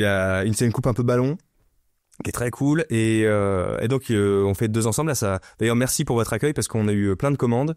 Il y a plein de soutiens, de gens qui nous envoient vraiment que de l'amour et qui kiffent les pièces, et ça elles sont assez particulières. Alors je savais pas trop comment ça allait être pris. On a fait ça surtout parce qu'on aime ça et qu'on est passionné. Donc il y a ça, il y a des lunettes qui vont venir bientôt dont j'ai travaillé la forme, qui vont être très très cool. Et puis après toujours un peu de contenu. Ah oui, il y a certains m'ont dit que je faisais un petit peu plus de contenu sponsorisé en ce moment. C'est vrai, et j'essaie toujours d'avoir un équilibre entre... J'ai besoin de bouffer. J'ai faim. Mais j'essaie de garder toujours un équilibre entre les contenus généreux, disons, gratuits, et les contenus qui me rémunèrent. Mais en ce moment, emploi du temps aussi un peu compliqué. Je suis obligé de faire en gros un peu le strict minimum. Et strict minimum, c'est ce qui me fait bouffer, en effet. T'es là cette année, quoi. Voilà. Comment? T'es là, Stan. Je suis là. Ouais. T'en fais des choses, hein. Ah, j'en fais des choses. Ouais, un petit peu trop d'ailleurs, mais bon. Et il y a ce podcast bien sûr là, et dites-moi d'ailleurs si ce côté filmé vous intéresse. Je pense que oui, et puis on va le continuer. On est très bien reçus chez l'Acmé. Merci à l'Acmé, merci à Gwen, merci Laura, merci ma mère, merci mon père, merci tout le monde. Et puis on vous dit à très bientôt. Merci d'avoir suivi. Merci. Ciao. Salut.